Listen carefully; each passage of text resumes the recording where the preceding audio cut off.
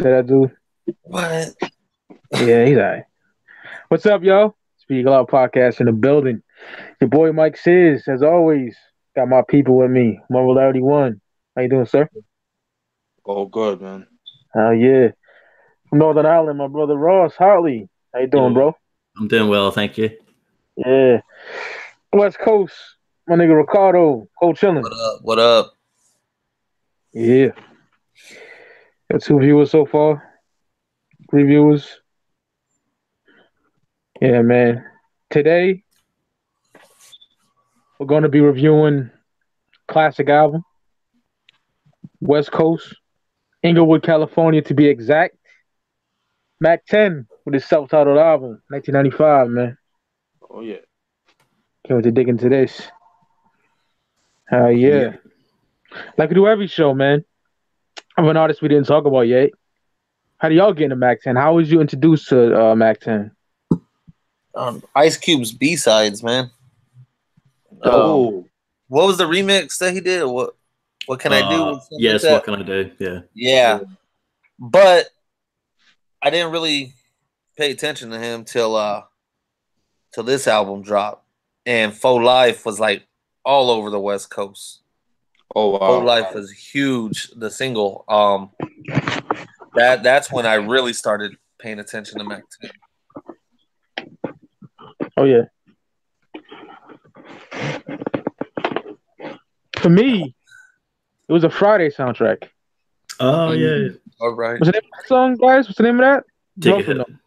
Take a hit. That shit is fire. Yeah. That shit, real mellow, real smooth. I heard that. This shit's fucking L.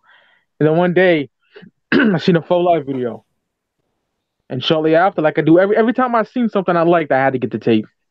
You know, putting in mad chores to get that allowance money. Oh, to yeah. get, you know what I mean? And I got the tape, man, and I fucking loved it, dude. But we'll get into that. And after that, to be honest, I only hear like 2 Mack 10 albums my whole life. This and Based on a True Story. Yeah. I don't know. I didn't hear no good. Oh, no. I heard Bang a Ball, whatever the fuck that's called. Trash. It had a couple of good hits on there. That nigga don't look good with like long hair either. Like, Oh, no. The hair was bad. oh shit. What you say, Steven? No, I'm saying the recipe from '98 is pretty good too. I like that one. I'll check Yeah, that it's out. not bad. It's got too many features on it, though. It feels more like a compilation album. Yeah, I that's think true. that's what it was meant to be, as a compilation, because he worked with everybody from all different parts of the country on that one. ODB and Buckshot were on a track. Like, how weird's that? No. Oh God. Like, nothing really grabbed me from that nigga other than those 2 albums. So I never really, and I love his performance on Bow Down. Jesus. Oh, yeah. Oh, yeah. Oh, yeah. You know. How about you, Steven? How'd you get into Mack? Believe it or not, yes, it was from the Friday soundtrack, but I didn't know who he was. You know what I mean? Like, that song, "I'll Take a Hit." But my real introduction was from the Blood Thicker Than Water movie. Oh, Yeah, yeah. that was good. Yeah, that was a bad movie, but I was like, horrible. oh, okay, that's Mack 10. And then that's when I heard like some of his songs like "Faux Life" and Westside Slaughterhouse and stuff like that, and I kind of retracted and checked, and then obviously the Bow Down album by Westside Connection, and the rest is history, and that's pretty much how I knew Mack 10. Yeah, for me, it was through the Westside Connection project. The Bow Down. Like, yeah, that was my introduction to him. And Dub C as well. So, yeah. So, Chris, What up? what's goody? Chilling. Yeah. Talking about Mack 10, self-titled album. How did you get into Mack 10? How were you introduced to Mack? The video, when he came out video on Rap City, and that was my introduction to him. What was the video you broke up when you were saying what video? Chris? Video when that came out for his first album. For one? For life? Yeah. Okay. Yeah. All righty. All right. Mac 10, subtitle album 95. First track, Mickey D's lick intro. Funny intro with Cube working at McDonald's. Ask Mac. That shit cracks me up. Did he want a McForty ounce? Yo, funny as fuck. And then they niggas end up robbing the motherfucking Mickey D's and shit. Yeah. Yeah. Nothing to it. Funny intro. Your thoughts on that? The interesting thing about this is that they actually did this before on that "What Can I Do" remix. It's like that again. They basically did it again. But yeah, it's funny. I like it. It's I like the fact that Ice Cube, goes from working there and he ends up joining Mac 10's side. Yeah, Yeah, he did. You want in on this, homie? Yeah. Yeah, dope intro. I'm not big on intros or skits and everything on albums, but it was funny. It was cool. Yeah, I thought it was dope. I like how like at the end, it kind of ties into the next song for life. Like when he says, this is for life, and then it goes into the song. I thought that was pretty interesting. Yeah. That's just my thoughts on that. Chris? Yeah, it was cool. Like Ricardo said, I'm not really big on skits and intros. I thought it was cool, like they robbing Mickey D's and all that. Yeah, I figured I'd bring it up because it's part of the album. Oh yeah, absolutely. Yeah. All right, for life, banging beat. Khaki suit and a ski mask is my attire. Mac 10 spitting gangsterisms on a funky beat. Just talking about thugging out for life. You know what I mean? The chorus is dope. That full live. And that Mac 10. in the beat, so well. Fire. Yeah. It's ill, man. Going through the hood with stripes. Ill shit. Dope ass track. Love the video too. And it's a great choice for a first single because when I first heard that, man, I gotta have this. Oh yeah, definitely. I got that tape and love the shit, man. Yeah, dope choice for a single. And it was pretty much his introduction to the hip hop game, like official introduction. And I like how Ice Cube jumped on it to pretty much guide him in, co-sign him, and everything. Ice Cube did a lot for Mac 10 at the beginning of his career, and it was perfect single off the album. Absolutely. I liked how the thing that struck me when listening to this album again today was like how grimy he can get with some of his punchlines. Like he doesn't really get credit for that. It's like even from the waist down, like it's pretty hardcore for sure. And like you said, banging beat. Love the video. Kind of funny, like the bit where he jumps off the roof. Mac 10 to the rescue. That's great. But yeah, awesome. I think this was produced by Ice Cube. That's crazy. Like Ice Cube never, ever, ever gets credit for a producer, like ever. Yeah. But he's made some fantastic stuff in his day, back in the 90s anyway. And this is definitely one of his best beats. I love it. I thought it was a fantastic way to kick off the album. Fantastic single, like you guys said. Really establishes his, what really sets up the album in a strong way. Yeah.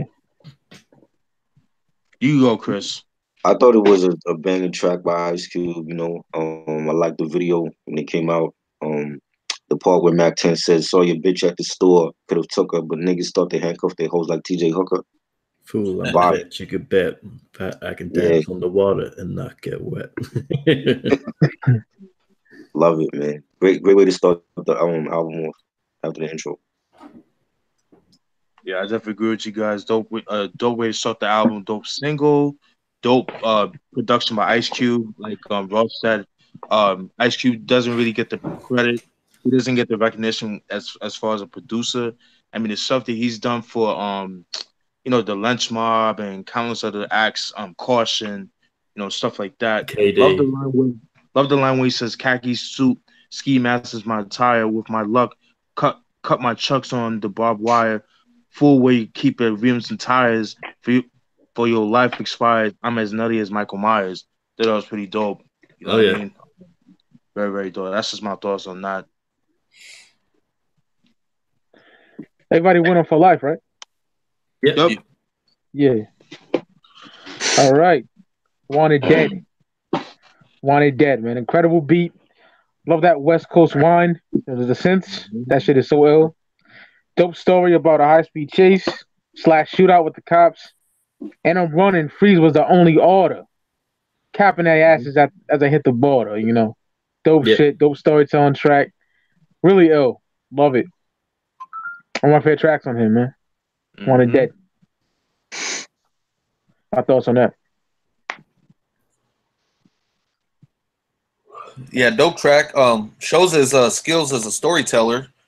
Like to jump on what Ross said. Yeah, he never really got credit for his punchlines, man. He was always everybody liked Dub C's style. Everybody, of course, Cube was the head of the group. Westside Connection. Mack 10 was the one slept on, but he was probably the grimiest one out of all three of them. Facts. And but yeah, it was a dope track.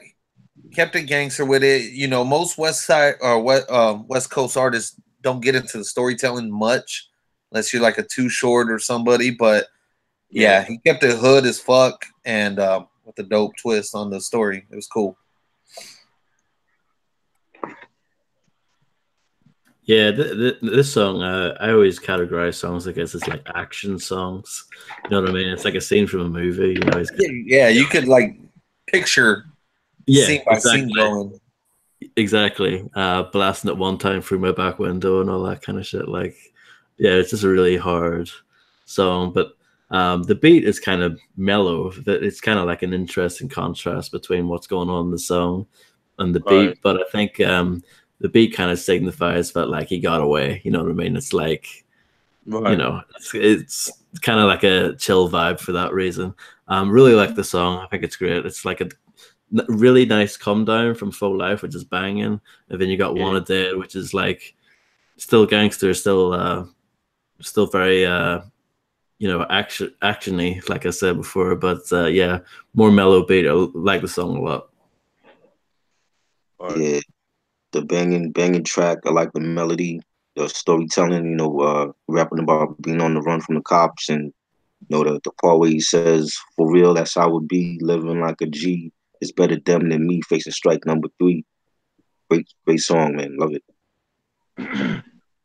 Yeah, definitely dope. Like everybody said, dope storytelling. Another banging beat from Ice Cube. Like everybody said, very laid back. I like what you said, Ross. Like how it's kind of like different as far as like the lyrics is different and the beat is different, but they work at some point. You know what I mean? Like it ended up working out. Love the line where he says, one time trailing, hitting corners, fist tailing. I continue to cap as the gap starts to pull again, mashing through Fullerton at all points. Bulletin, fucking dope. I love that. You know, he's straight to the point. You know, he's just going in. You know what I mean? Love that. Was it at the end of this song where they had the little skit between him and Ice Cube? You know me, fuck the police. Is that the end of this song? Yeah, I think he says that. He was like, "You know me, fuck the police." Yeah. He asked about the bitch. He was like, how she look though? Yeah. Oh, yeah, and yeah, because Mack 10's asking Ice Cube, you know, you better said you didn't know me or something like that. It's like, and Cube's kind of like clowning on him. It's like, yeah, it's like a nice kind of like comedic way to come off the song. Yeah. Chris, you talk about it? Yeah. All right. Next we get On Them Thangs, man. Damn. Dope use of the Rick James, Mary Jane sample. I love that. You know, Mack is talking about his various vehicles, talking about hitting switches and all that good shit. This paints a picture of that West Coast lowrider lifestyle. Yeah. You know, amazing track. A great choice for a second single, man. That shit is banging. You know, I'm not from Cali, my nigga, but you could just picture that shit. You know what I mean? Yeah. And like I said yesterday on the Alcoholics 21 and Over show, I'm enamored with that lifestyle. I always have been. You know what I mean? I wasn't one of them ignorant East Coast niggas that just shunned West Coast artists. You know what I mean? That's one of my, Jesus Christ. I'm a boom bap East Coast nigga to the bone gristle, but West Coast is right up there with it for me. You know what I mean? Right. So Yeah, On Them Things is just an amazing song, man. I love it. Thoughts on that? Yeah, On Them Things, that's a Cali anthem, man. Dayton's. If you got a lowrider and you don't have Dayton's, you ain't got the 100 spokes on it, don't even bring it out. It's not even worth it, man. But you know that this song is played heavily at lowrider shows, and ain't nothing but Hispanics at these lowrider shows mostly, and every SA loves this track, man. And he's just giving it up to Dayton's, you know, the lowriders, man. That's what made Cali hot. He don't rep it, but Mac 10 is half Mexican too. Look it up. He is. Is it? Yeah. He's half Mexican, yeah. I heard that too. Oh wow. I didn't know that. Yep. Yeah, On Them Things, I like the song. It's not one of my favorites on the record, like overall. Like when I go through the track list, it probably is one of my least favorite ones, but that's not a diss on the song whatsoever, because I actually, you know, not to give away anything, but I love this album. But yeah, On Them Things, like I said, great song. Again, another kind of chill one. They take the Mary Jane sample, kind of give it kind of like a laid back kind of feel to it. And yeah, I wonder if it's like a happy coincidence that Mary Jane was also on the Friday soundtrack. It's kind of like a little tie there between the two. But yeah, I like the song. It's not one of my favorites, but it's a good song. Mm-hmm. Chris? Okay.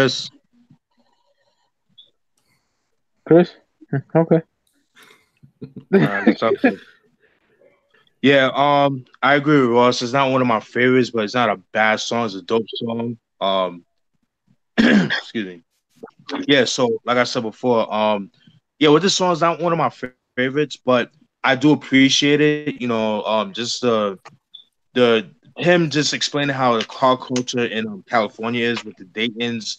Whether if you have a lowrider or a Honda Civic or a Honda Accord, like that's like the go-to rims, like, you know, at that time. I'm pretty sure it's still like that in LA with the Dayton's. Ricardo is Hell yeah, like that. It's still okay. Still keep on Hell that. Yeah, Dayton's are still huge out here, man. And hey, fellas, I don't mean to interrupt, but I gotta go handle what I said I have to handle. I'll be back in about 20 minutes. No doubt, bro. All right, gentlemen. Peace. All right, peace. Yeah, like I was saying before, with the car culture in California, you know, which is very important, you know, where they had, you know, where they made movies like Fast and the Furious and, you know, stuff like that. And I said before, like yesterday, with Born to Roll with Master Ace, he was enamored by the car culture out there, so he made a song dedicated to that. So this is pretty much like no different, but he like goes more into details just because he's a California native. And then you guys seen the movie Baby Boy, where they had Dayton's in that little Toyota Camry, so that kind of gives you like an idea how they roll in Cali and shit. You know what I mean? But yeah, that's just my thoughts. Cool songs, not my favorite. Only because I've heard that sample been used so many times. I get a little overwhelmed for me. But it's not a bad song. It's cool, but it's not something that I go to all the time. So that's my thoughts. I know what you mean. I've heard that in countless songs. Jesus Christ. Like, even the Funky Worm joint, too. The Funky Worm sample, the Ohio player shit. Oh, yeah. Yeah, I get so tired of that, man. But that's my thoughts on that. You go, Chris. The fuck? Chris. Fuck it. Okay. Try one more time. Chris, you there? Technical issues, I guess. I'll text the nigga. All right. Pigeon Coop. Just a skit about, you know, Mac 10 chilling with his pigeons and shit. He says, stop fucking around with the birds, nigga. Yeah, we got some work to do. Let's go. Yeah. Got some work to put in, nigga. Nothing pretty much talk about. I just want to put that in there because I had me cracking up a little bit. So yeah, not much. And the back of the CD is him holding a chicken as well, which is pretty good. Yeah. All that drug references. You know what I mean? Yeah. But they're kind of like taking it literally here. You know what I mean? Oh yeah. Alrighty.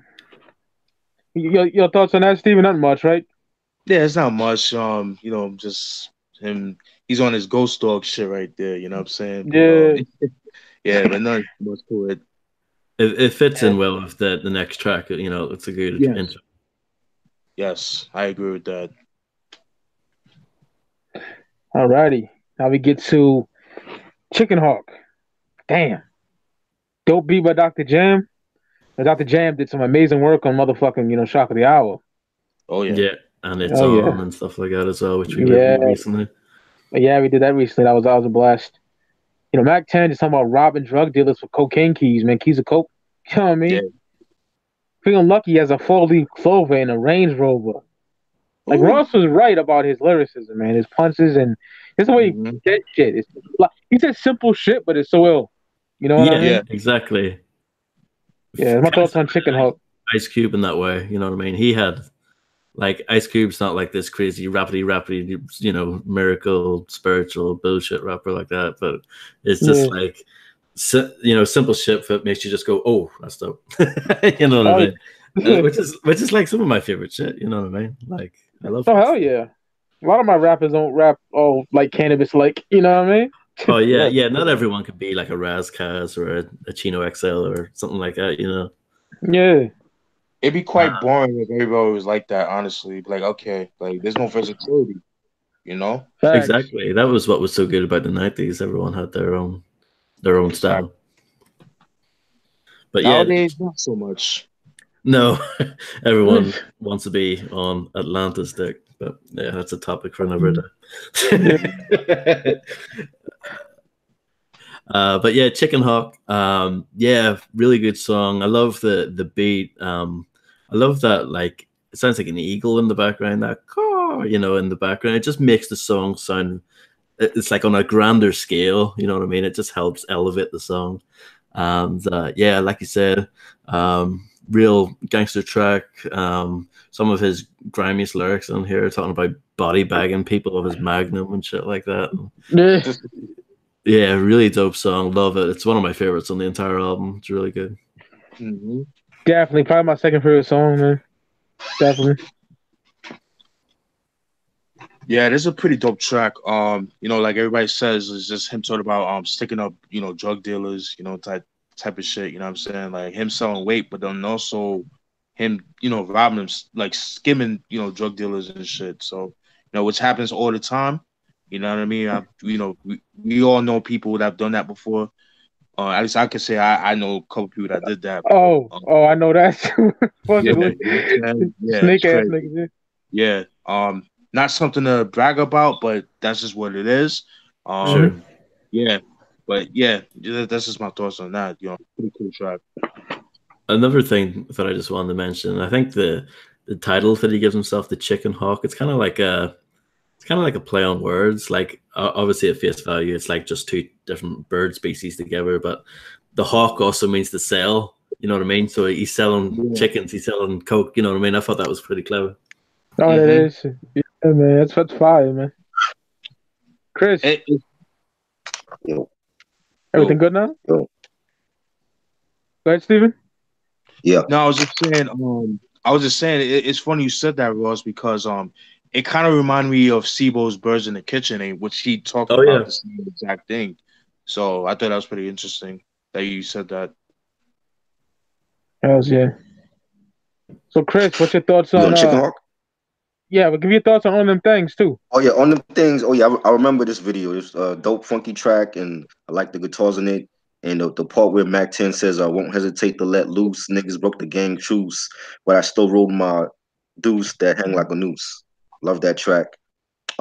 Pigeon Coop skit, I didn't really care for it. I mean, I understand it because it came before the Chicken Hawk track, so I guess it was needed for that.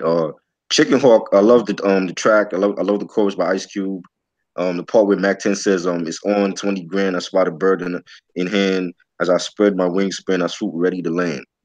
Love that track. Banging beat. Yeah, man. Alrighty. Now we go to Here Comes the G. Man, smooth beat by DJ Crazy Tunes. R.I.P. to him. Yep. Yeah, rest in peace. Yeah. Max just talking about being a G. Really, real just it's a real dope track, man. Shit thumps. Um, love that shit. You know, this is Cube when he was like, just had dope artists, man. You know what I mean? Caution, fucking Mac 10, KD. Yep. You know, Yo ill Yo. shit. Yeah. Yo. Yeah, yo, I don't like Yo-Yo, but yeah, Yo-Yo. I love her Fair enough. eyes. Some beautiful fucking eyes. But Yeah, she, yeah, but yeah, man. Yeah, there's a little intro at the start by KD. He just talks a little bit of shit at the start. Oh yeah, he does. Really like the song. Not one of the like super standout whatever, but it's just a really solid track, and yeah, kind of has like a mellow sound to it. Kind of brings you down a little bit from Chicken Hawk, and the next song but we're going to go on to is like another banging hard hitter. So the album does a very good job of sort of mixing up the different tempos throughout and keeping it fresh. Yeah, just another really solid song. Here comes the. Yeah, man, I love like the laid back, West Coast tracks like this. I think it was dope. The part where he says, on them switches went from rags to riches. All snitches must die. Can't lie, I like them hoochie bitches. Love that. It's very like a real laid back Cali track. I love those Cali tracks. Dope. Absolutely. I agree with everybody, man. Me personally, I feel like this should have been a single. Just especially for that time.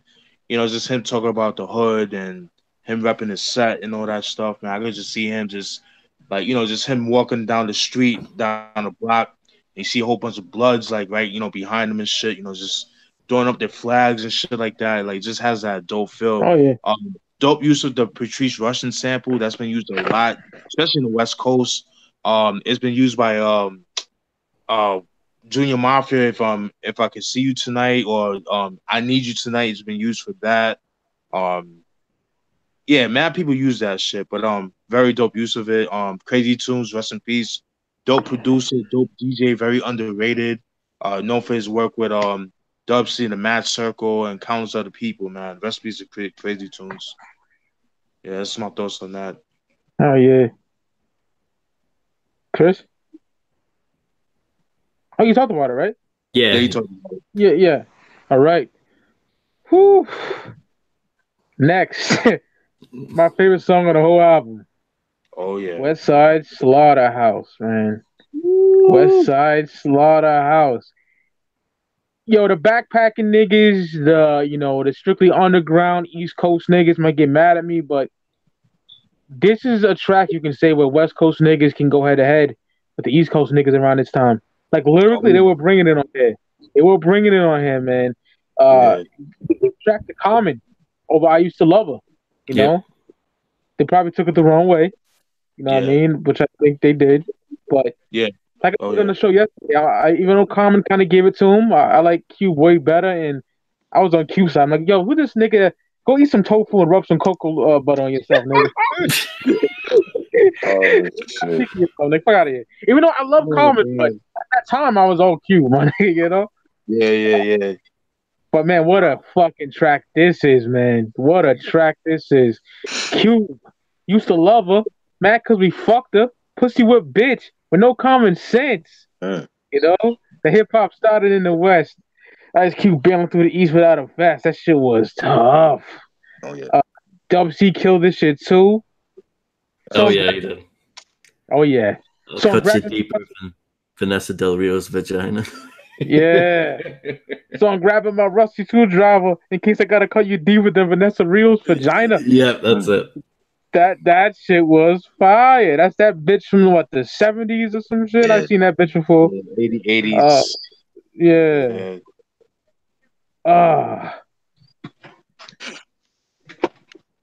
Where's my gat? These niggas tripping over my Bulls hat. Max is killing that shit. Right. So fuck the whole world, black niggas better hope I don't grow my Jerry curl back. That shit was fire, man. So fuck the whole world, black niggas better hope I don't grow my Jerry curl back. The way he said that shit, man. Oh, I get chills when he said that shit. Because he's talking about that and no Vaseline. Even though he had short hair and death certificate, he probably wrote that shit with the Jerry curl on. Because, if you watch Boys in the Hood, that's 91. He got the Jerry curl on there, too. Yeah. just an amazing, amazing track. I don't want to take all the lines, so I'll let y'all y'all get it in. Dope beat by Madness for real. Just an insane favorite track on the whole fucking album, man. That shit is tough. Niggas with the khaki suits in the video, blood all over them and shit. Yeah. Ah, Yeah, that's what I was gonna say. The music video for us is insane. It's like you would never ever make a video like this ever again. Like these days with all the blood and shit. It's like no way. People will lose their fucking marbles if they see that. Vegans and shit. Even back then, they probably were afraid to play it. Like even back then, like because I know like the Flatliners got like their videos didn't get played much for obvious reasons, you know. Right.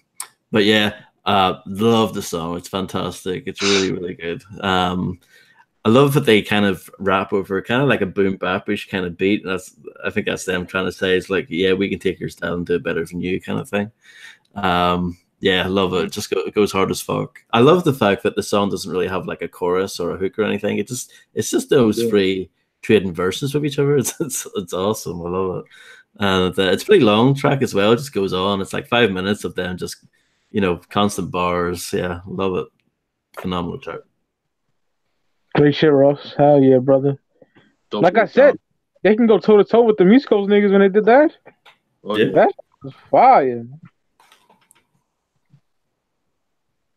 Chris. This nigga, man. Lost Jesus. him Yeah. I'm gonna ask that nigga what's going on. I'll go. Yeah, man. Love this song. Love everything about it. Dope analogy what you said, Ross, when you said they kind of took like a boom bapish beat and kind of like saying like, oh, we could do it too. We'd probably do it better than you. Yeah, exactly. So that was a dope analogy. Love the line when Cube says, "Fuck one love is the bloody glove, killing honky holes, leaving bloody stains on Broncos. In a Hertz rental, I drive on the 405. Is he dead or alive?"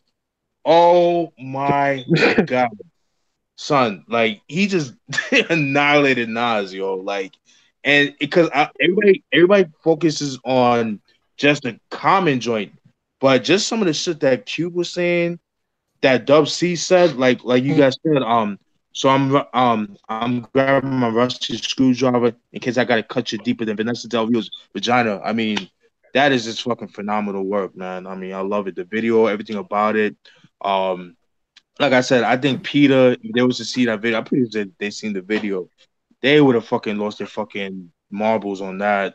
The vegans, it's definitely not vegan friendly. So I love it, man.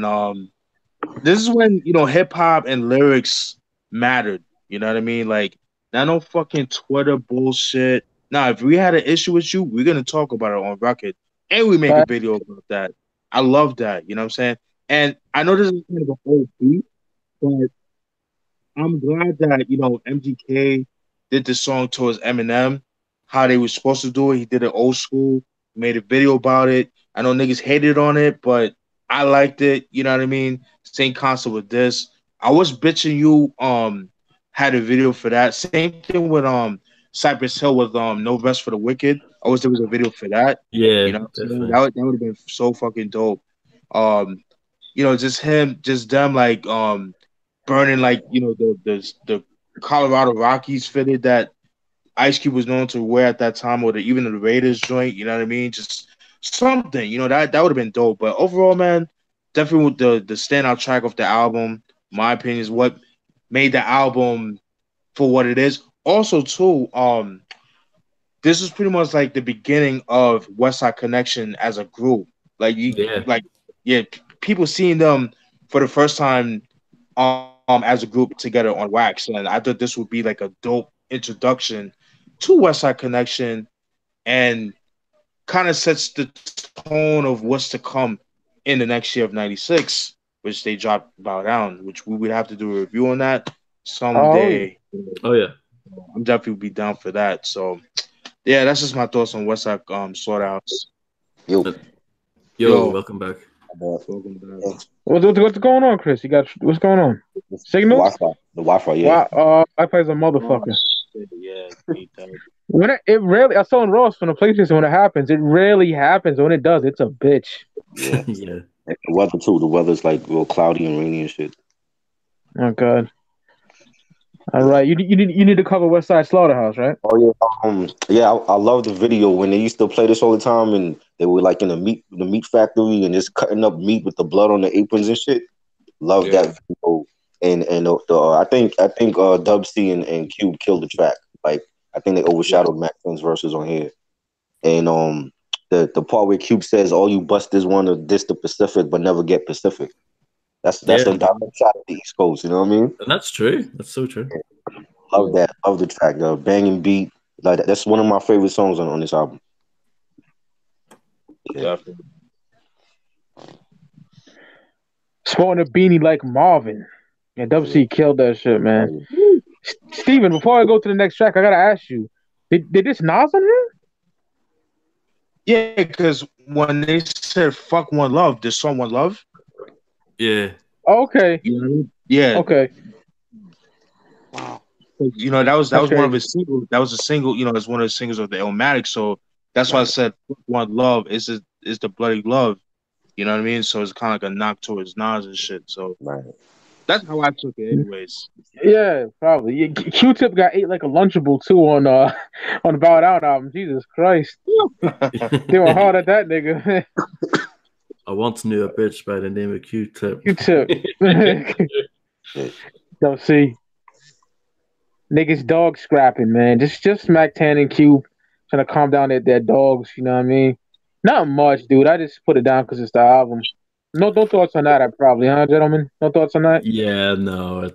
I probably could have done without that one. That's kind of bland. Hey, The only my bad. Go ahead, I Chris. was gonna say Michael Vick went to jail for this shit. Yeah. All right. The only thing I would say that's significant about this skit is that it kind of shows you what goes down in the hood, because you don't really hear about that in hip hop, especially at that time, because that was kind of like a taboo, you know, like a no no. It's to this day, it's still a no no, at least here in the States. I know some countries it's legal, but you know people are about their dogs and shit. But you know, it kind of shows like what goes on in the hood and things like that. And to hear that on a hip hop record, I thought that was pretty interesting. But yeah, not really much, but I thought it would be like interesting to see the show to people what it goes down and shit, how they make money and stuff like that. So that's my thoughts on that. Yeah. Alrighty. Armed and Dangerous. Man. Woo! Mac is talking about being armed and dangerous, pretty much self-explanatory. Spitting that gangster shit as always. Dope track, a lot of production too. Who did this? Ice Cube. Ice Cube. Yeah. Fire, man. Because when I was looking at the production, like I'm way too lazy to pull the CD out. So I was on Gigolos and it didn't say who did this. It didn't have it underneath. But Mike, you have to like sometimes like you have to scroll down and it'll put like when it says producer, they'll name the producer and they'll have like the tracks that they did like in parentheses. Like yeah, you know what I'm saying? So to help you out. Sometimes they don't do that. Sometimes they do, but it just depends on who actually put that info in there. But my bad, go ahead. Yeah. So I'm gonna say dope ass beat as well. You know, dope track. Pretty much my thoughts on that. Yeah, this is like another action-y kind of song. Uses that flashlight sample, that dun, dun, dun, dun, dun, dun. Yeah, just another dope song. Really like it. Like you said, kind of funky beat, but at the same time, you know, not too in your face. Yeah, it's just another dope song. Yeah, banging track. The part where Mac 10 says, "Give up your grip. Don't make me chip that ass off, fool. I blast off any second. I'm on into tech. Won't do no chin checking." Love that part of that's his verse track. Love the production. What? Yeah, dope song, dope use of the flashlight sample by Parliament. Dope use of the Genius of Love sample by Tom Tom Club. And everybody knows that song from the 80s. Love the line where he says, "Set up, get wet up. I'm sick like Ozzy. Make bullets dive in like you're like they're straight kamikaze." Woo! He's got Oh, bars, like yeah. yo, that is so dope. And that beat, man, like, is like it like the way it's those samples are used and the bass line, how dark it is like sounds so grimy. Like, I love it, man. Very, very dope. Yeah, Very, and very dope. it's fresh as well. It's like Flashlight's been sampled 1 billion times, so that was a Oh, good use of it. You know? absolutely. Absolutely. And it's like, it just really captures the West Coast, you know what I mean? Like that gangster side of it. You know what I mean? So that's just my thoughts on that. I'm so glad he mentioned my Lord and Savior on the track too. Ozzy, and shout out to Mac for that. Well, Yeah, it's really cool. Hell yeah. All right, next, HOEK, Whole Killer, featuring KD. KD spitting that smooth, pimping shit he does so well. yeah. Very, Mac telling a story about a hoe that he ends up fucking, then killing. The gunshot. Yeah. That's just great. You can't do that nowadays. You cannot do that nowadays. As sadistic as it sounds, I love shit like that, man. That's just raw shit. I'm a dark motherfucker, so I like music about murdering and all kinds of crazy shit. Doing, like I said, I don't condone it, but this is my kind of shit. Just uncensored raw shit, man. Dope ass track. I love this shit. It's like kind of reminds me of something off Niggas for Life. Maybe not the production, subject matter wise. You know what I mean? Ill. Yeah, it's kind of like a one less bitch kind of vibe. That I can see that. Yeah, definitely. I agree with you. It's another dope song. I really like KD's verse. Anytime they got KD to do a guest verse, whether it was on Bow Down or on Caution's album or what have you, the Lynch Mob album, not going bananas. What's it?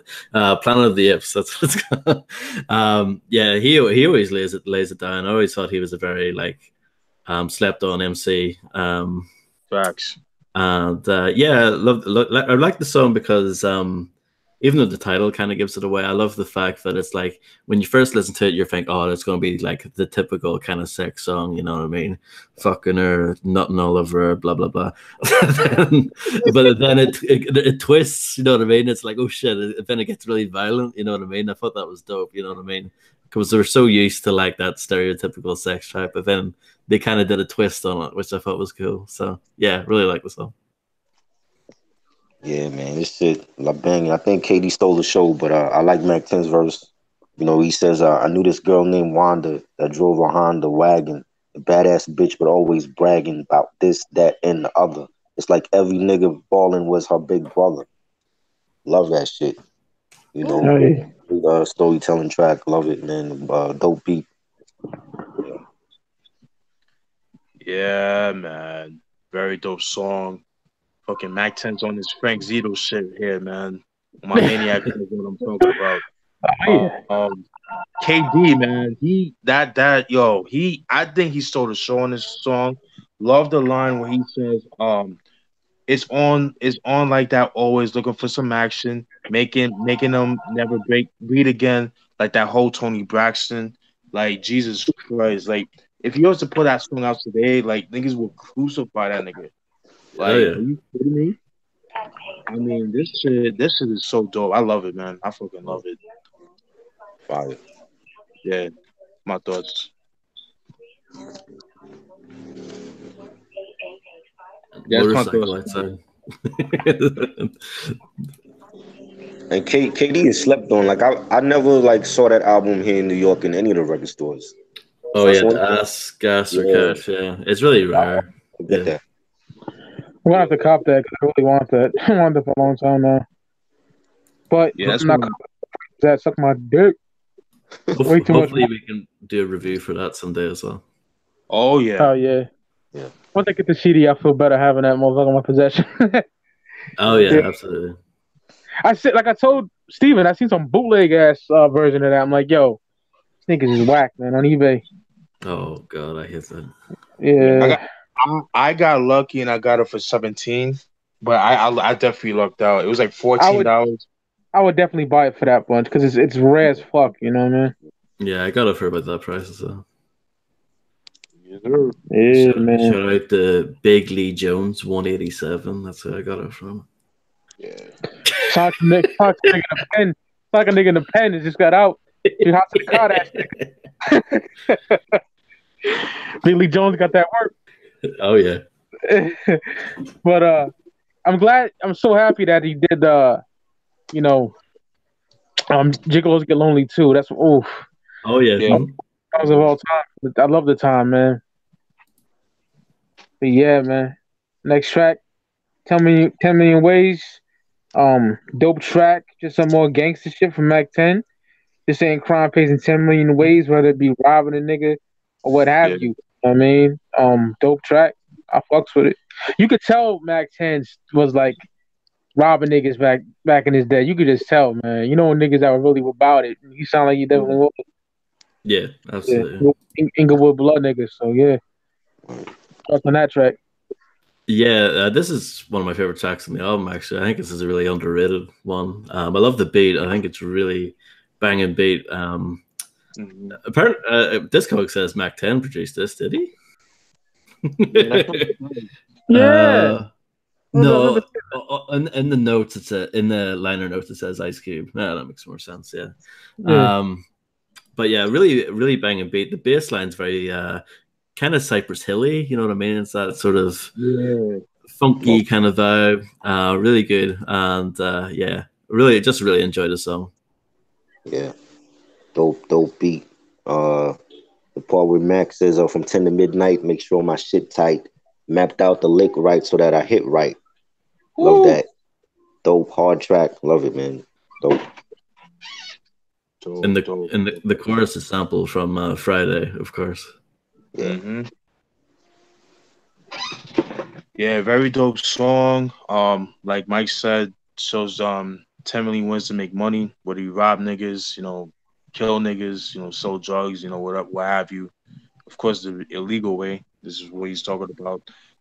Love the line when he says, "Never tried it, can't deny it. In the riots was a looter. Used to hang out with drive-by shooters, stick them up for Honda scooters." I mean, so fucking dope. So that right there, he just tells you that he participated in the looting in the LA riots in '92, and just like he was just part of the madness. You know what I'm saying? So I thought it was very descriptive. I could definitely see him doing that. You know what I'm saying? So that's one thing about this album. Like you could really picture LA in the '90s. You know what I mean? And he pictures it so well with his lyrics and just like the beats, to help out with that scenery. Yeah, that's pretty much my thoughts on that. Oh yeah. Word. Chris went yet? Yeah. All right. Next we got Mozi-Wozi, man. Yo, shorty, the shorty that Mack was talking to sound fine as fuck in the beginning. Yeah, but Mack talking about fucking a bitch at a motel, aka the Mozi-Wozi, man. Dope track. Love that beat too. I don't know who did that. Who did that shit? You don't know? Ice Cube. Ice Cube. Yeah, see, every track that I didn't write who did it, it was that nigga. Yeah. I'm breaking hoes down to their very last compound. Ass up, face down. Man, I love that shit. Very smooth, man. Love it.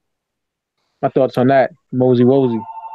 Yeah, I think the girl at the start in the intro sounds really young. Maybe that's just me, but kind of I don't know. Sound fine.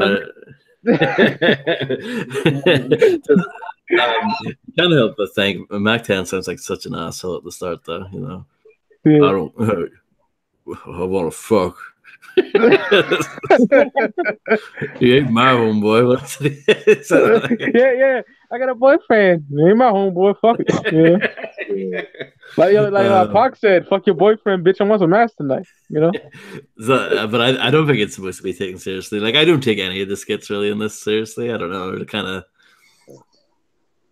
But yeah, it leads into the song. Like you said, very smooth.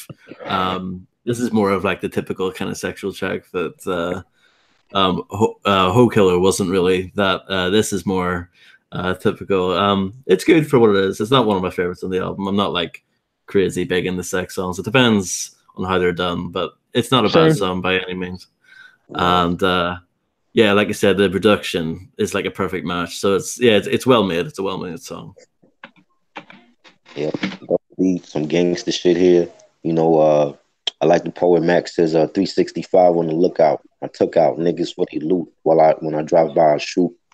That's the next song. That's Max 10's name. Which one we doing? This is Mozi-Wozi. Oh shit, I didn't hear this one. This is the smooth sex song, yeah. What did you listen to? I didn't hear YouTube? it was they didn't have this song on it. That song was on it. Really? Wow. Yeah. I wonder why. That's so odd. I didn't hear this one. Sample clearances, maybe, I don't know. Yeah, Mozi-Wozi, it didn't really do much for me. It's just him sort of about fucking a prostitute or whatever. Yeah, it's just something that's common that happens every day. Dudes that they see a girl that they like, they want to fuck, and the girls always play that hard to get shit. Oh, I got a boyfriend. They think that's gonna stop a nigga to get in those pants, but it's like I don't give a fuck about that. I ain't trying to be a man. I'm just gonna get in the pants. That's it. Yeah. And that's what I got from that. That's what I got from this shit. And that's just what it is. Like I said, it was an alright track, but it didn't really do much for me. I'm not crazy about sex tracks like that, but if like Ross said, if it's done right, okay, fine. But like for example, Necros Get on Your Knees. I love that shit. That's just some straight dirty shit. You know what I mean? But joints like that. But this one not so much. I wasn't too fond of it. It was alright, It's not something I would go to. But yeah, that's just my thoughts on that. Get on Your Knees is so fucking good. That is a great track. Huh. I Need Drugs, right? Yes, sir. 2000. Yeah. Oh yeah. How many tracks is on the album? 14. Yeah, see, I don't have the hard copy, and I listened to it on YouTube, but the Mozi-Wozi track is missing. Wow. It depends on the user, because you have to go to the official one that says Mack 10 topic, right, and it should pop up. You know what I mean? That's why I listen to it, because I have the CD itself too, but I didn't feel like pulling it out in the archive, so I was like, let me just put it in the listening to on YouTube. But yeah. Yeah, I don't like to kill my iPod battery because I listen to enough when I'm out cruising, so I had to listen to my Spotify. I got premium Spotify, so it's all good. Okay. Yeah, man. Mack 10's the name. Closing out the album. Very Sinister Beat by 88X Unit. Yo, that shit is fire, man. Straight gangster shit at its absolute finest. Mack spitting those gangsters as he does best. Yeah. Such a great track, man. This shit is fire. Probably my third favorite track after Westside Slaughterhouse, Chicken Hawk, and this right here. Fire, man. Love it. Great song. Believe it or not, this might be my favorite track on the whole album. I love this song. Like you said, that beat is bananas. The way it builds, and like even during the verses, like it brings in extra synths to make it all spooky and shit. It's phenomenal stuff. 88X Unit previously worked with Ice Cube on Lethal Injection and stuff like that as well. I believe they did the Street Fighter song, that Ice Cube did. I love that shit. Yeah, it's a dope song. Doing drive-bys with my bamboo darts. Man, real gangster shit. Dope track. I like the eerie melody on here, where Mack is saying 365 on the lookout. I took out niggas for they loot when I drive by I shoot.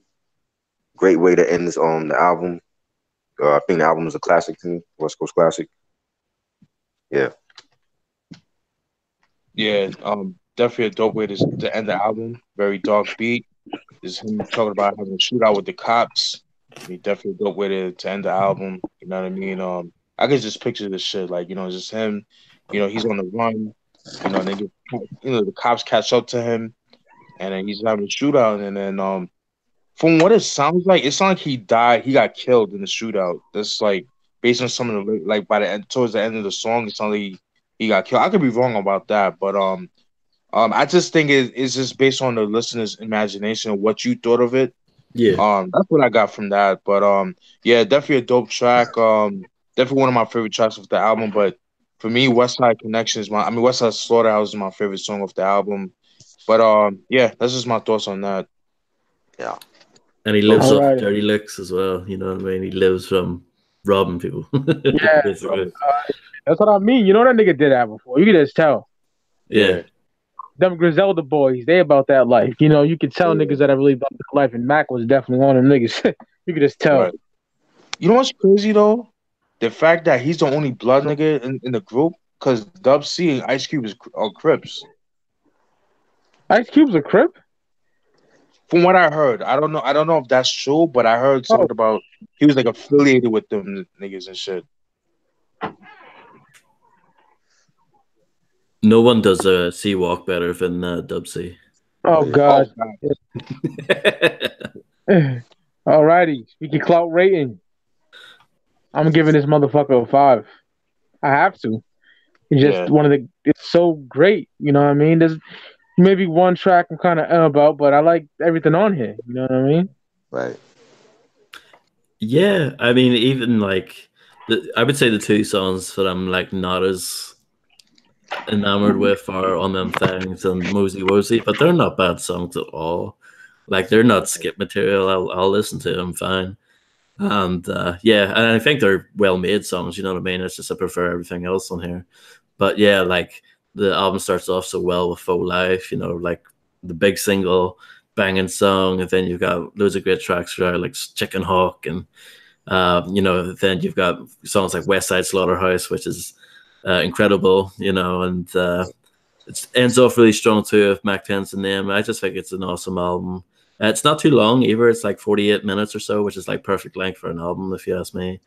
And yeah, I might have to go for the 5 as well. People might think we're crazy, but I honestly, this is one of my favorite albums. I listen to this one pretty regularly. So yeah. Yep. Same here. I think it's a solid album, solid underrated West Coast album. Dope production by Ice Cube. I think Mack 10 is an underrated lyricist as well. Yep. You know, minus the skits, I'm not really big on skits or intros, but you know, minus the skits, I still think it's a classic. So I'll give it 5 mics. Yeah, I'd have to give the same rating as you guys, 5. You know, obviously minus the couple songs I didn't really care for, but doesn't make it those songs bad. It's just something that I go to. But like I said before, like with Illmatic with One Time for Your Mind, it's not a song that I go to regularly. But it's not a bad song, but the album's still a classic. Same thing with this album. And like Chris said, it's a very underrated album. You don't really hear too many people talk about this album. Yeah. You know what I mean? But I felt like it was a dope way to introduce the world to Mack 10. Yeah, very, very dope. Love the descriptive storytelling that Mack 10 has. I didn't really know that he was that much of a lyricist until writing the notes. I'm like, holy shit, this thing could spit. Like this was kind of nice, And I thought that was pretty interesting. So yeah, this is my thoughts. Dope album, very underrated, slept on. Mack 10, talk about the shit that he really does, that he's done and really did, and you could really tell. He ain't no punk, he ain't no studio gangster. The only thing I don't respect about Mack 10 is what he did to T-Boz. I don't respect him. Fuck that. He used to beat it with guns and shit, right? Yeah, son. Nah, fuck that, man. I love T-Boz. That's fucked up, but it's not gonna stop me from bumping this. Yeah, without question. Yeah. But no. Fuck that shit. That's just whack. Yeah, I'm with you. Yeah, this is my thought. Have you ever seen their kid that they had together? Nah. It's like the perfect mix between Mack 10 and T-Boz. Like their kid that they had together. Yeah. She's probably like 18 by now, but yeah, she looks a lot like Mack 10. It's like, yeah, it's pretty interesting. But yeah.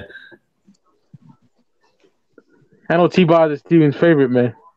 Yeah, I love it. Oh yeah. Yeah. She's second for me, left out for me. Oh yeah, definitely. And Crazy Sexy Cool is a masterpiece. Yes. Oh yeah. Yeah, TLC was pretty big in my childhood, man. Just like my cousin Chrissy and Yamilet, they used to stay at my crib in Queens, in New York, in the early '90s. they would always watch MTV, BET, the video music box and all that shit. So so they would force me to listen to hip hop, like watch the music videos, and I credit them for like them introduced me to like one of the ways of me being introduced to hip hop, and yeah, man, just like watching videos like all the R&B joints and Mary J's, the guys, TLC, that big baby, ain't too proud to brag, all them shits, you know what I mean, like the Red Light Special and Creep and Waterfalls and all that shit. Creep's fantastic, man. Waterfalls, I can't stand. I heard that song way too many times. Like, yeah, I feel you. I like it, but I know what you mean. Organized Noise did that too. Yeah. It's funny. Hold on, go ahead. Yeah, I was saying I went to see them live in concert in 1995. Oh, and when they came to Madison Square Garden, they were an hour late. Oh shit! And they had like the crowd was mad, but they made up for it though. Like Left Eye, they like seeing all three of them in concert, they made up for it. They were great, man. That's like one of the best shows I ever went to. Oh wow! Yeah. There's an alternative rock band called Afghan Wigs, and they did an amazing cover of Creep. I've heard that. Yeah, that shit is dope. Yeah, you gotta send me a link to that, man. Oh yeah, I got you. I do it right now. Hell yeah. Shout out to Ian Wadley, man. He's going through some hard times right now. He played it on his show plenty of times. That's how I heard it. Yeah, I think you put me onto that, Mike. Yeah. That's a great song. That's a great cover. I love that cover. Mm-hmm. That's a pet peeve of mine, by the way, when the artists don't show up on time. Oh yeah, I hate that. Yeah, especially you paying your hard-earned money for the tickets, man. It's better if those tickets are expensive. Right. Yeah, exactly. No, but that's dope that you guys are saying. And you saw them in their prime too, man. Like, I still got the ticket on the concert ticket. Oh shit! You gotta put that as your flashback Friday or some shit. Throwback Thursday. I tore all my stubs the fuck up. I was living pretty footloose and fancy free back then. Crazy Mike. I just said fuck this shit. I didn't care. Now I'm kicking myself, man. Let's see. Matt, Steven, mad niggas I quote in the movie on Instagram. So the falling down. Yeah. Classic. Yeah. What up, chat? I'm gonna fuck with y'all in a minute. Thanks for coming on, Ross, man. I want you on here. Oh yeah, no problem, man.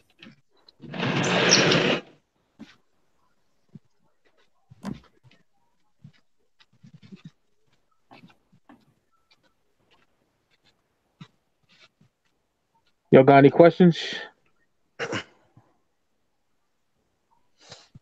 Yeah, I'm gonna write notes for China Doll, man. Torture myself. Oh Lord. Yeah. You actually gonna write notes? Yeah, man. Shit. I heard it one time, and it was around the time it came out, and I fucking hated it. Oh Lord. Oh wow. Yeah, I hate the whole thing. Amadeo in the building. Amadeo, what up? Peace. Good.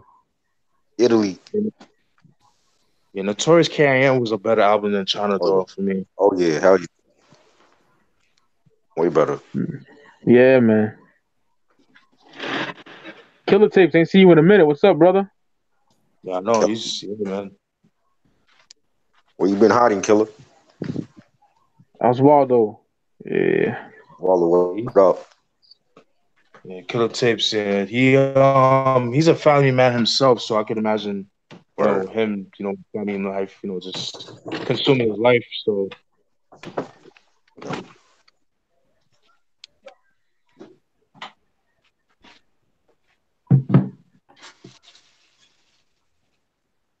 Sorry about that. Just putting my dog inside and shit. All good, brother.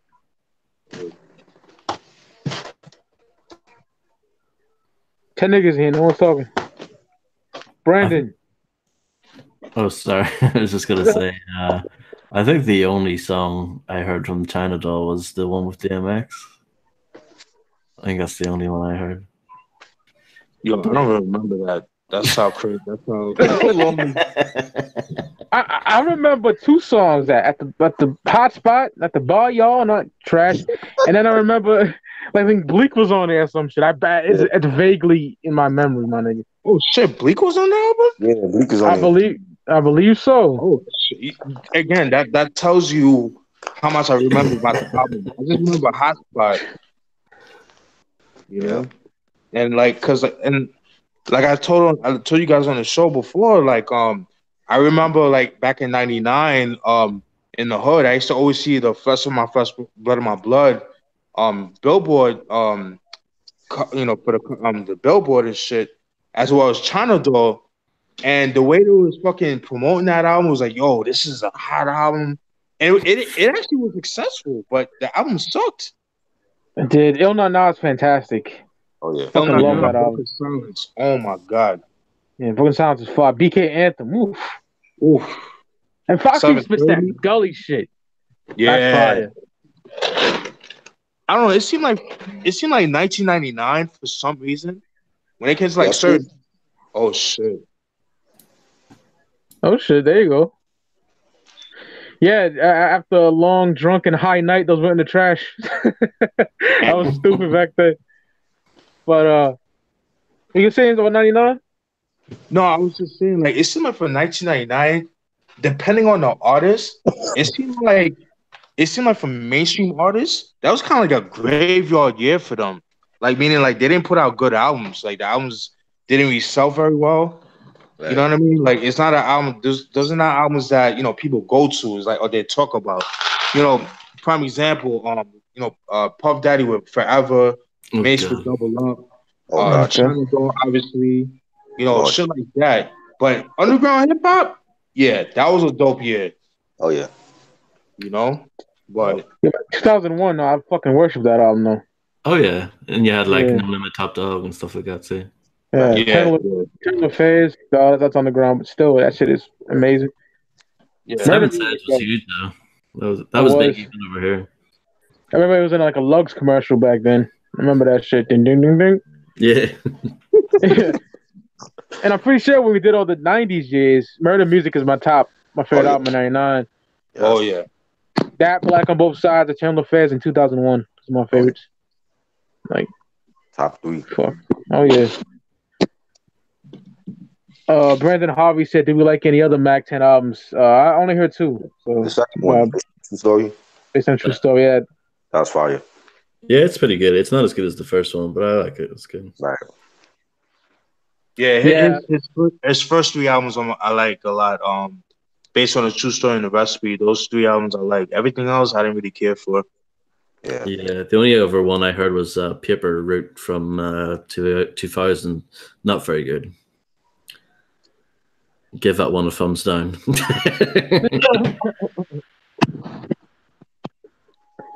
Paper Route. I said that he has his hair out, right? Yeah. It's a newspaper. Yeah. Or Paper Route, I guess, would be like the American way. But yeah, we say route sometimes. Yeah.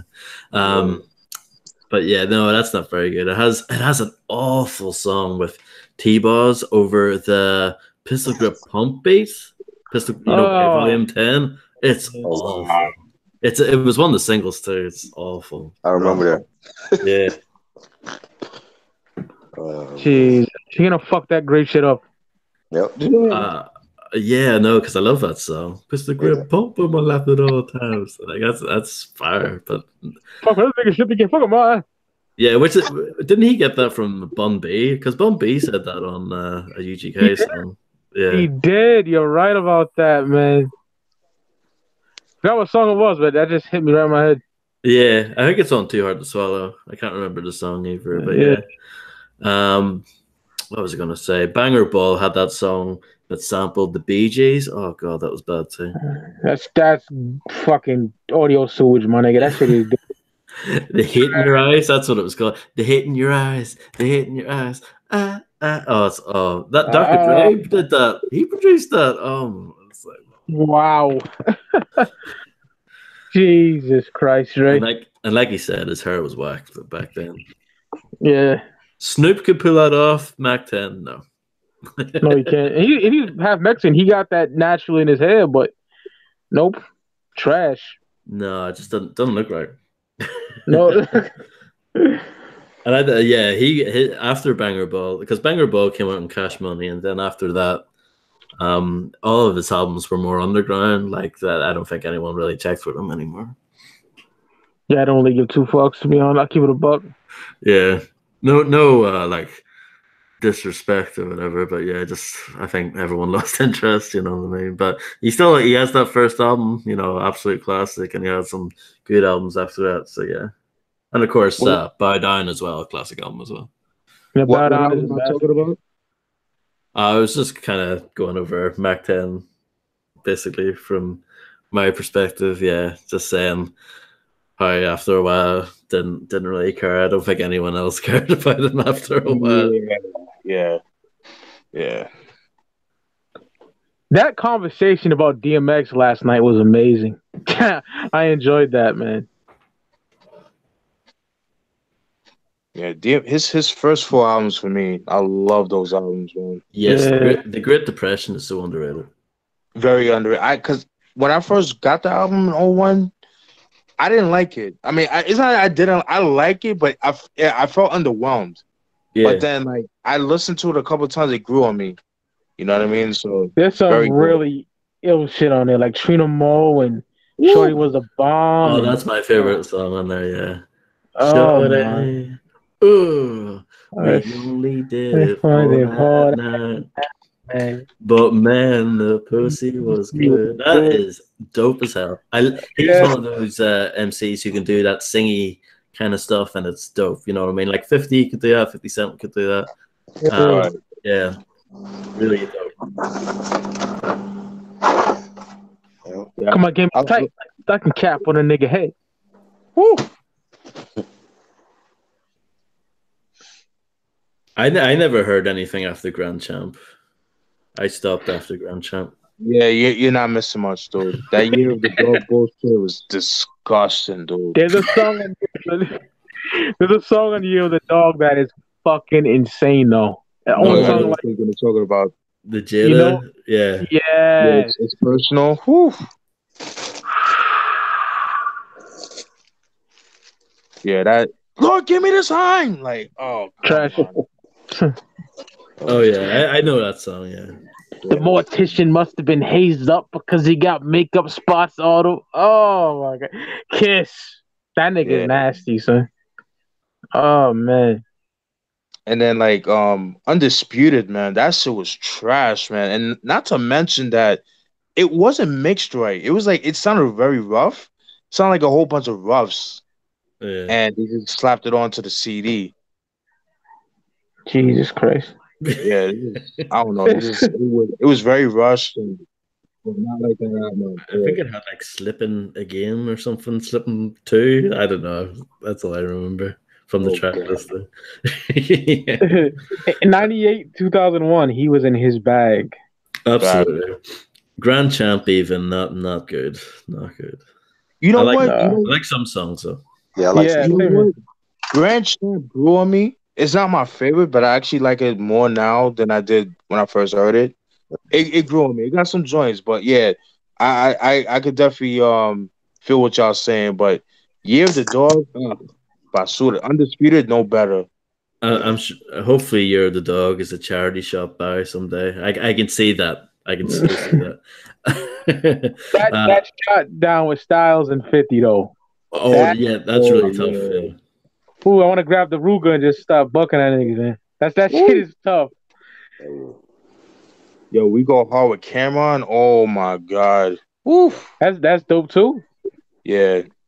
My only gripe though with that song, well, yeah, it is the album version because I don't know, man. Like the album, I heard it on a mixtape before it came on the album, and that version sounded better on the mixtape than it did on the album. It just sounded more grimy. Like it's like the bass line sounded better. I don't know, something about it that the arrangement, the mixing was better on the mixtape, but like on the album, it felt a little bit too cleaned up. But overall, it's a dope song though. I love that joint. But a song with Jada and Eva too. Got the name of it. That's just dope. I think that song, but Oh, we're back. Yeah, That shit was ill. yeah. Hey, okay, no. I Oh like yeah, that. Yeah, I like yeah. that song. Yeah. So yeah, it's got some songs, but it's got like I don't know how many songs, like 22. It's like there's a lot of duds on there too. Very long. That came out the same day as "Walk with Me" from Chic, and I don't remember that much either. I gotta listen to that. That album was okay. You know, it was a little disappointing for me. Had some joints, but I expected better. But after Taxes, though, whew, Oh oh my my god, god, that album. kiss your ass goodbye, my nigga. Fuck. Kiss Your Ass Goodbye. D Ooh. block, D block, D block, D block. Fire, man. Edgar said the wash on next Friday. I mean, no, the wash or Friday after next.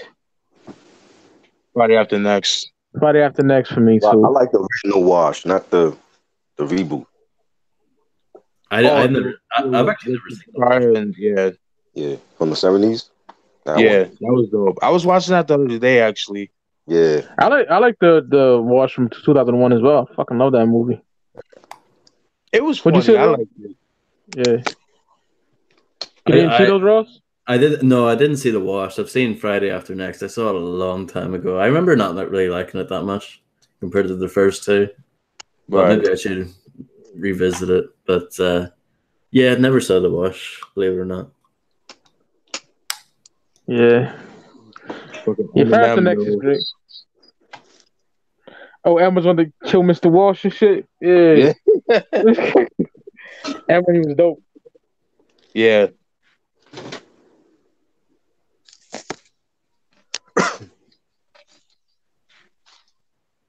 Yeah, I think his name was like Chris, right? In that movie? Yeah, it was.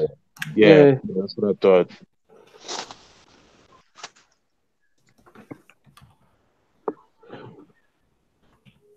Oh, Ross, I've been meaning to ask you, do you fuck with X-Rated? Oh yeah. I have the first album, Psychoactive. Okay.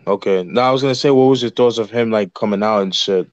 Oh yeah, I mean it's great for him, absolutely. And he came out with new music right away, which was cool. Right. Yeah, man. Yeah, I only got 2 albums, like his first 2 albums, the Psychoactive and the Exorcist. When he when he rapped over the phone and shit. Yeah, I like the production on that album.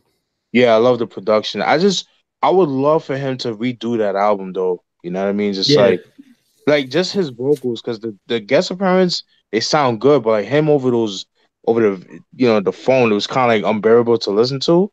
But the production on that album is just phenomenal. But I highly doubt that he would ever do that. You know, just because like who knows where those producers are at right now, and if they even have those tapes. You know, Yeah. So I was listening to Mr. Doctor again the other day, that Set Trip and Block style. woo! Yeah, it's dope. Such a dope album, man. You got the physical, right? Yep. Got the original. Same. Yeah, same. From 95. Mr. Doctor was the name of the album? Set Trip and Block style. Yeah. Some market or some sort. If you haven't heard it, you don't need to check it out, especially if you like Seasons of the Sickness. It was Set Trip and Block style, all produced by Robert Lynch Chung, I think. Oh yeah. So it's like that. It's like black and blue cover, yeah. No, but is it like Black Market? Is on Black Market? Oh yeah, Black Market, yeah. Black Market, yeah. Cedric I listen to so much fucking music, so it's hard to keep up with these niggas. Yeah, no problem. Yeah, I love Black Market, man. Like I love that record label, like from the 90s, early 2000s. Yeah, oh, you know that Doomsday Productions, that 15 album? Oh my god, that's impossible. Yeah, good luck with that. Yeah, I got the repressing. I got the 99 repressing, but fuck nice. it. Fuck it. You know what I'm saying? Because I was gonna say even that's hard to get. Oh yeah. I can't believe I got Season of the Sickness original and the shrink wrap. That is fucking insanity. Oh, that's sick. $20 as well. That's fucking crazy, man. So happy to have that because you get a booklet. There's pictures inside. You get a fucking a good disc. Yeah. Something got loaded. You know, I get to use a booklet inside. There's pictures of him in there. Mm-hmm. Yeah, I still don't have that, unfortunately. Yeah, I got that for around the same price, maybe 17. But it wasn't shrink, but still glad to have Yeah. that. What I do have, Stephen, you probably know this. You know the Black Market Records compilation that came out in '97. It's just like Yes. plain black. Yeah, I've got that. Yep. It has this. It has the black market. The logo and shit. They Yep. look like a coin. Yeah. Yep. And it's got "Refuse to Lose" by Brother Lynch and some other. Mhm. It's just a compilation, but yeah, it's got some of the rare stuff. It's got that Doomsday Production song, "Black Market," which is just fire. And yeah, I managed to get that for like. I love Doomsday Productions, man. Like I got their first 3 albums. The 15, the Pray for Me from '97, and Filthy from '99. And I managed to also get a couple years ago. What was it? Is that the Northtown versus Westside Part 2? I need to get Part 1, Yeah, but those goes for some money too. they do for sure. But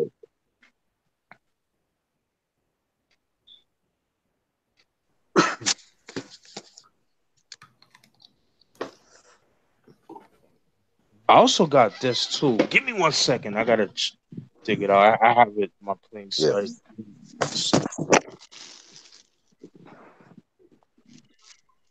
So set trip and block style, the name of the album. Yep, correct. All right, I'm gonna bump that tonight. It's like it's pretty short album too. It's like 44 minutes. You'll like it. There's no way you won't like it. Oh, you know, a Big Mike gets down there. You know, fuck with it. Yeah, absolutely. Especially if you like Seasons, like you'll like it. Yeah. You'll love it. Not as good as Brother Lynch Hung, but like he's still a dope MC, and Brother Lynch Hung makes a few guest appearances on there. So yeah. This album right here. Do you know about that, Ross? Oh yeah, I have that. The Scissorhands. Yeah. Yeah, very, very dope. He has an interesting voice, doesn't he? Like he kind of sounds like an East Coast guy to me. Yeah, he's actually from New York. He's I looked him up. Yeah, he's from the Bronx, but then I guess he moved to like LA. You moved to California. He's like rapping over G-Funk beats, but it's actually pretty interesting, like you said. Yeah. And what's weird too is that Black Market compilation I have, he's not on it at all. They just left him off. So yeah, but yeah, it probably wasn't received well. So no, and it doesn't really sound like the rest of the stuff they were putting out either. So maybe that's why. Yeah. I'm happy to have. He's a sick piece of shit, but that 6 album, If These Walls Could Talk, I'm so glad that album is so fire, yo. What that nigga do? Oh, you don't want to know. What? That ate some bitches intestines or some shit? No, that was Big Lurch. Oh yeah, Big Lurch. Oh god, yeah. Yeah. So 6, pretty much. Nigga, this show is raw. Tell me what this nigga do, man. Yeah. No. I'll tell it, Ross, if you don't want to say it. Oh yeah, go for it. All right, so pretty much 6. Him and his wife raped their own daughter. Oh, you told me that. Well, Yeah, what shit? Yeah. Yeah, they raped their own daughter. I think the daughter's friend too, if I'm not mistaken. I could be wrong about that, but I know definitely both him and his wife raped their own daughter. I'm like, what the fuck? It's insane, isn't it? That is terrible. Wow. Yeah. That CD you just showed, is that nigga on Black Market too? Yeah. He only dropped 1 album though. Black Market Records, they were a dope label back in the day. Oh yeah. Is this exist? I don't know. It's just a shame Is that nigga white? Just a light skinned dude. I'm not sure if his ethnicity. I don't think he's white. No, he a light skinned nigga. Or he mixed or something. Yeah. I think he's black and white. Like Busy Bone, he's black and white. Yeah. But but yeah, he'll definitely fuck with that. Dope voice too. Yeah, definitely. Yeah, so I'm so glad. A lot of those albums I'm glad I bought like back in the day, before they were like long out of print, but I bought a lot of those I bought like in the early to mid 2000s, so I got lucky. I got lucky and got those, but now some of those albums go for stupid money. Yeah. Ridiculous. I have the Cold War Hustlers Iceland album that came out on Black Market. Shit. Yeah. That's like what 96, right? 95, 96? 95, yeah. Okay. Allergies fucking with your boy, man. Oh yeah, no, I hate allergies. 14 niggas in here. Let's see what's going on.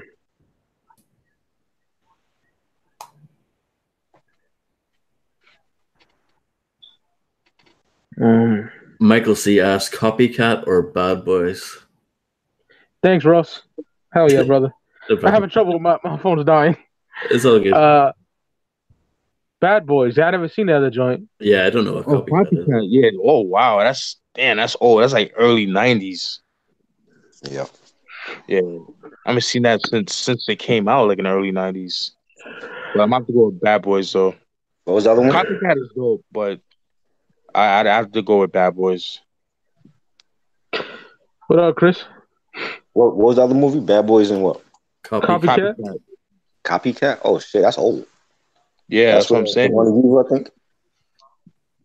Yeah, and Holly Hunter or some shit like that. I saw that like way back. Yeah. Yeah. Edgar, shout out to Edgar. Yes, Dog Food by a Dog Pound or Westside Connection Bow Down. Bow Down for me. Bow Down. Even though I love dog food, Bow Down. Oh, Bow Down without a shadow of a doubt. That's not even an argument. I love dog food, but now Bow Down blows dog food out the water. I'm sorry. I unfortunately wasn't there for the best of '96, but Bow Down's my number one. It's my favorite in '96. Fantastic choice, man. How on earth? Fine.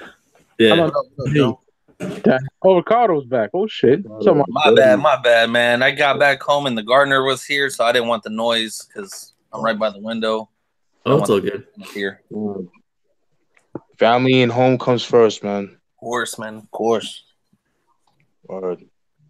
Rudy, my guy, was good, my dude. I've never seen that nigga in the chat. Shout out to him. Yeah, RJ Boy, he's 87. That's Rudy. Oh, all right. Yeah. Oh yeah, that nigga's on my Facebook. Yeah. Yeah, shout out to that nigga. Yeah, that's a homie, man. Long time supporter of my channel, man. He's cool as fuck, man. Shout out to that nigga, man. Dumb cool, yeah. It's my dude, man. And he fucks with wrestling too, like you guys do too. So, oh yeah, old school shit for me all day. Oh yeah, that's what he's about too. Hell yeah. Edgar asks, Above the Rim soundtrack or Murder Was the Case soundtrack? Murder Was the Case. Murder was the case. Me, man. If Kane was on there, be kind of, but nah, Murder Was the Case, my nigga. That's hard for me, man. Cause I'm gonna have to go above the rim. Yeah. No doubt. Yeah. Murder was the case. Natural Born Killers. Murder Was the Case. What Would You Do by Dog Pound and DJ Quick on there. Yeah. Sam Snead. Yeah. I didn't like the Dollars and Cents version that was on that album. I prefer the one that was on Safe and Sound. I thought it was the same. No, the beat is different. Is it? Was it? I thought it was the same. I think it's the same. I don't know. Don't quote me on it, but I think it's the same. I'm gonna have to listen to it in a bit. Yeah, I gotta check it out too. Yeah. Night documentary tonight. I'm gonna watch that. Oh shit. Yeah. Probably stuff I already fucking know because they do death row down our throats, but Oh, that's tomorrow, right? Oh yeah, Friday. Okay, yeah, it's Friday. Tomorrow? Yeah.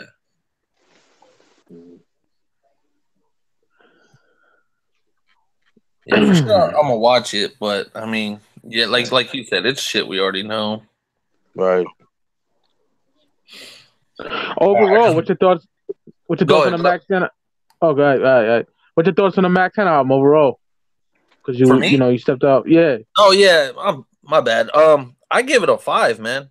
I love that shit. That's a classic. That's a classic. I still prefer Based on a True Story over that one. But I mean, it's G-Funk, it's hardcore, it's West Coast.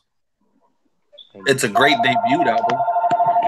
I like it better than like Dub C's solo first than the Shadiest one. Oh yeah, definitely. Oh, hold on. No. You didn't like Shady's one? No, I like it. I feel Mack 10 had a better one though. Oh, okay, I got you. As far as like debut, and I put Shady's one as his debut. That's his solo album, you know. Right. Like Curb Serving or something. Right. But classic album, can't go wrong with it. Mack 10, he declined fast in his career. we were talking about that. Yeah. You know, I don't know if it was the whole T-Boss shit or what, man, but he should have never signed with Cash Money. He turned Cash Money into some fake Bloods. Yeah. Because them guys were not claiming blood until Mack 10 came on board. Yeah, like a series of bad choices. Banger Ball was not a horrible album, but it wasn't good. It was okay. It was an okay album. Yeah, Connected for Life and Hate in Your Eyes, which those probably my favorite songs off the album. I hate that. You didn't like those songs? No, hell no. Oh, Connected for Life. I love that shit. That BG sample, no. And then, and Hate in Your Eyes. Dr. Dre did that, didn't he? Yes, he did. Dr. Dre did that. I love that shit. But I wonder what Mack 10's doing now. From my understanding, he's supposed to be doing Return of the Chicken Hawk, but that's been for a couple years now. Yeah, I know he was working closely with that guy, Glasses Malone. That was his dude for a while. Yeah. They had a dope collab album, but it was independent. That one's like hard to find now. I have it. But once he started beefing with Cube, he went down south fast. Yeah. He started messing with some SA rappers out here in Cali, a couple, maybe like 2008 time frame, but they never did nothing. They just kept promoting a certain album that was never coming out.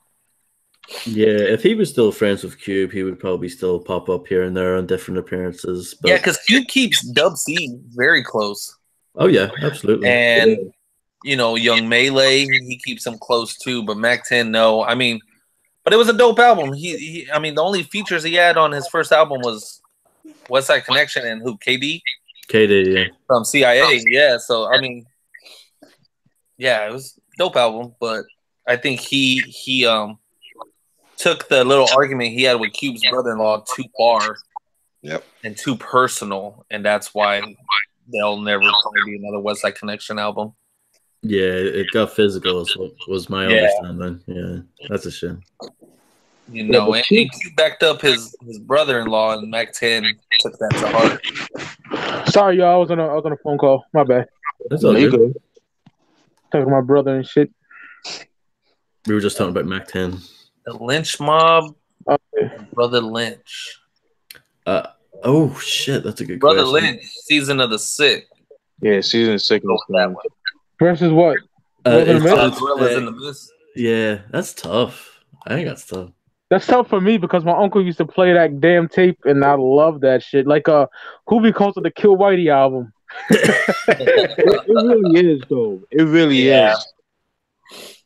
That is tough, dude. Because it's crazy. I got into Lynch before I got into like Outkast. Because my cousin Jason, he played me Season of the Sickness. I was like, what the fuck is this?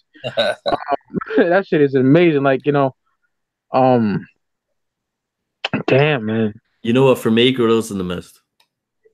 I've listened to that a lot more. Season of the Sick, man.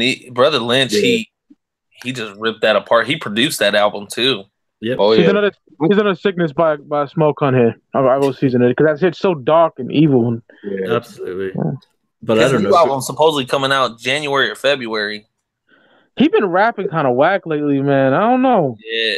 Well, I hope now that X-Rated is out, man, they dropped some dope shit. I don't I don't care what no one says. His strange music discography is incredible. Oh yeah, to me. I think the whole trilogy, the story it tells between all three, the Man of Electric character, I love that shit.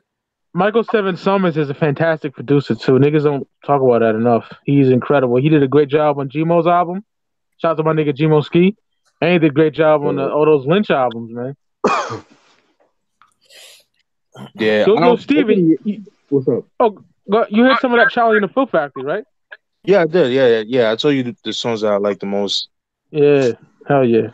Go ahead though. My bad. No, I was just saying, like, I'm gonna choose Season, just pretty much because, I bought that album at the time, like, I was into a big horrorcore phase, like in high school, like, junior year my sophomore junior year of high school, like 02, 03, and Season of Sickness I bought like back in like 03, and I used to play that shit like nonstop. But then like a year later, like 04 is when I copped Girls in the Mist. But Girls in the Mist, man, the production by Ice Cube is so grimy, man. I love that SP 1200 production is so dirty and grimy. But like Season of Sickness, like the production on that shit, Loaded was dope. I love EBK4, even though that was put out without Lynch's permission, but the production was dope. 24 Deep, that was pretty dope. The last album that I fucked with Lynch was probably like Lynch by Inch, the double disc album he dropped in 03. That was pretty good. I have that. It's not bad. That was pretty good. The songs are too long though. Yeah, that's very true. I remember not liking that much because I was spoiled by Seasons of the Sickness and Loaded, so yeah. Bro, I love Suicide Note, man. I don't like that shit that much. that cover is trash too. It is, yeah. I got that really cheap. Yeah. I got it at a Kmart, surprisingly, believe it or not. Yeah, I'm dead ass serious. That's crazy. I love this album, man. But if you haven't heard the 3 disc he did with Strange, you got to go check that out. Oh my god, that shit's fire. Yeah. I'm in the minority. I didn't care for I only checked the Din in the Movie album. You didn't like it? It was okay. It didn't really do much for me. I like to sit in the corner, bitch. That was my shit. The production on there is retarded, man. Calling a Strangle is probably my favorite, man. Jesus. Love that nigga. Hear what Brother Lynch got coming out, man. I want to see if he's gonna go after Mozi and them or not. I want to go production back. The old production he did for the night. I want that style back, like production wise. Like, what about Sibo? I was just gonna say, I remember when Sibo dissed Mozi. It was awful. It was terrible. He did a whole album towards Mozi. It wasn't that bad of an album. It was pretty dope. I don't like Sibo these days. Like, he's not good, man. Near the casket and all that. That shit was trash. Yeah. All the shit was fire, man. The bullets hit his body and shit like that. He was killing that nigga, man. I fuck with Mozi thanks to Ricardo, man. That nigga's ill. Yeah, Mozi's dope, man. But you got to check out his whole crew, man. The whole camp on that label is dope. Mozi and them niggas, I gotta check that out. I just Mozi, that's his twin. That's his twin, and then he got Hus Mozi, June on the beat, and couple other Silly Rue, couple other people.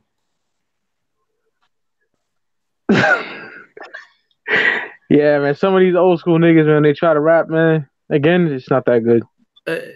Sibo lost his voice. He doesn't sound the same.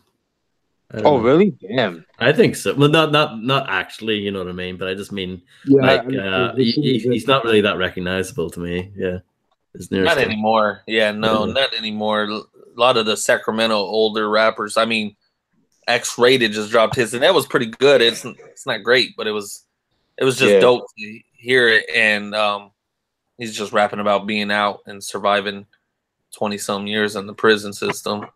Right. I know Steven loves, I say loves sarcastically, Enemy of the State. That shit's classic, man. I like that album. Trash. I thought it was alright. I love Enemy. And you know what? Out of all Sibo's music, out here in Cali, that was probably his most popular album. as far as like bumping out of cars and everything. Yeah, because I think that was released under Priority, right? No, it was Warlock that put that out. It was Warlock. Okay.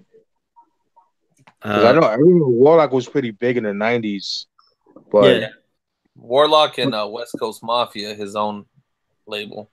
Yeah, that's the only good thing about that shit. But too many guest appearances on that shit. Way too many guest appearances. Crippin' with Daz Dillinger, Death Right, like especially the first like maybe 8 songs. 4.6 is dope. Straight classics. The first 8 songs alone, and then God. but the rest of the album is dope too, man. Yo, Ricardo, what do you know about Esham Minades, my nigga?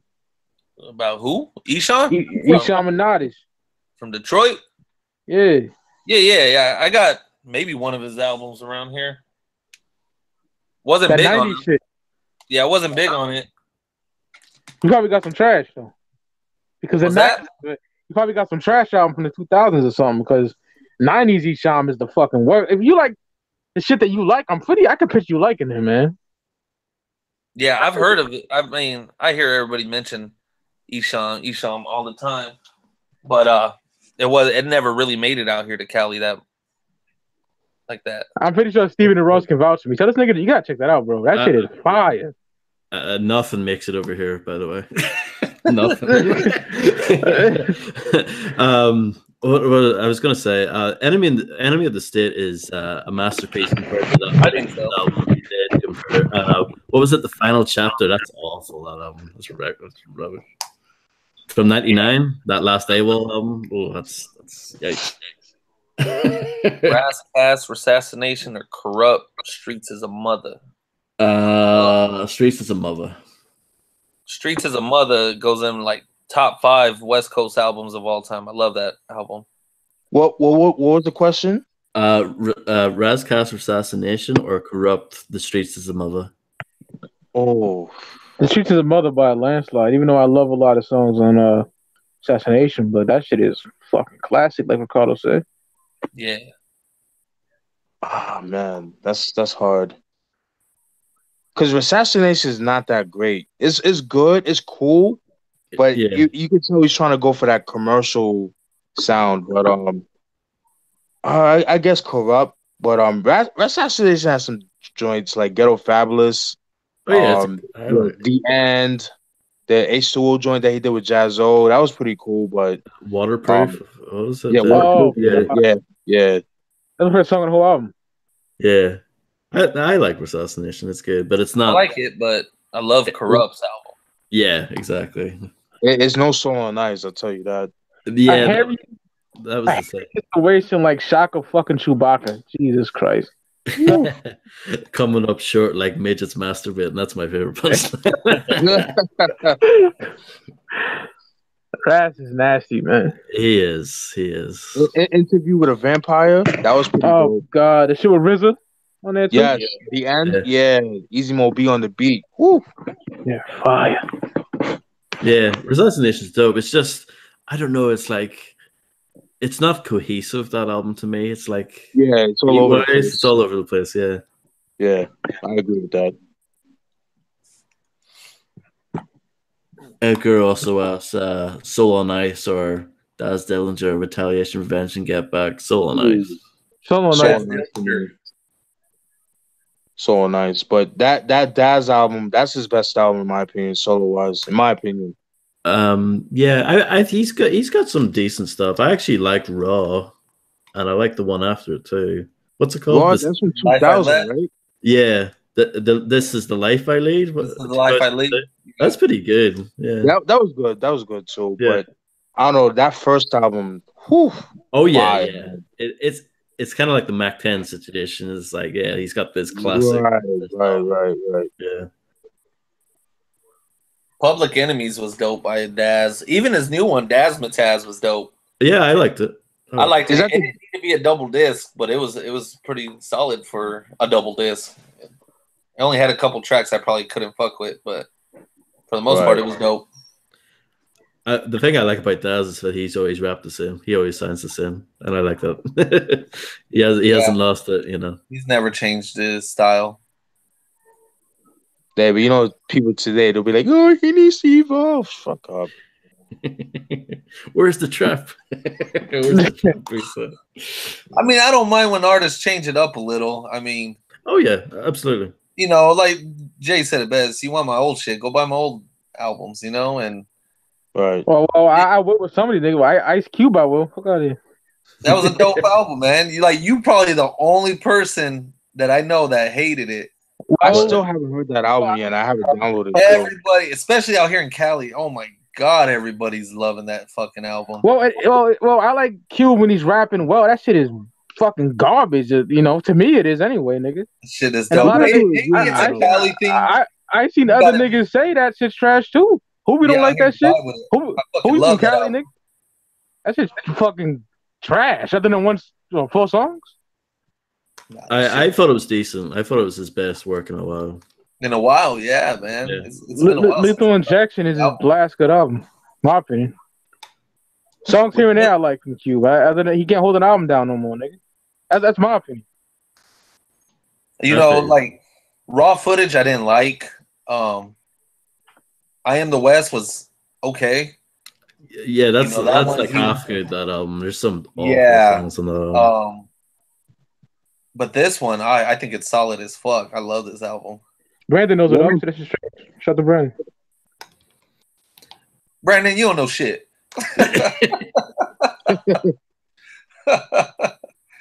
Album is dope, man. I love that fucking album. Again, maybe it's a West Coast thing. I don't know, but everybody. I thought it was cool. I thought it was solid. What? But what did you actually expect from Cube, though? I don't know. A good album? That's what I expected. But I wasn't really. What was his I wasn't sitting there like, oh my god, I want this to be a good album. I wanted something good because I fucking when I knew Cube was dropping. I wasn't getting my hopes up because Funkadelic was dope. So I was like, okay. Yeah. You know, he hasn't had a dope out in a long time. I didn't like Raw Footage. Again, I Am the West was semi okay. So I mean, this was shits on all that. War and Peace Volume 1, I grew in a new appreciation for. Yeah, same here actually. I don't think it's great still. Yeah. But the first half of that's pretty good. I think it falls apart in the second half. Volume 2 sucked. I still vouch for that. That shit. Oh. I would say it's got 3 bangers. Hello, The Gutter Ship, and that song with Crazy Bone. That Until We Reach. Yeah, I love all those songs, and there's some okay ones, but like towards the end, there's like 2 EPMD songs that he raps over. Like, wow. That was my issue with that. Too many hip hop renditions. I'm like, ooh, like what the fuck? And so many niggas that are just buying that CD to show up on Instagram. All these fake ass fucking fans. Y'all niggas don't even listen to fucking music. Half of these niggas. Really? Wow. That's probably the only Ice Cube album they own and shit.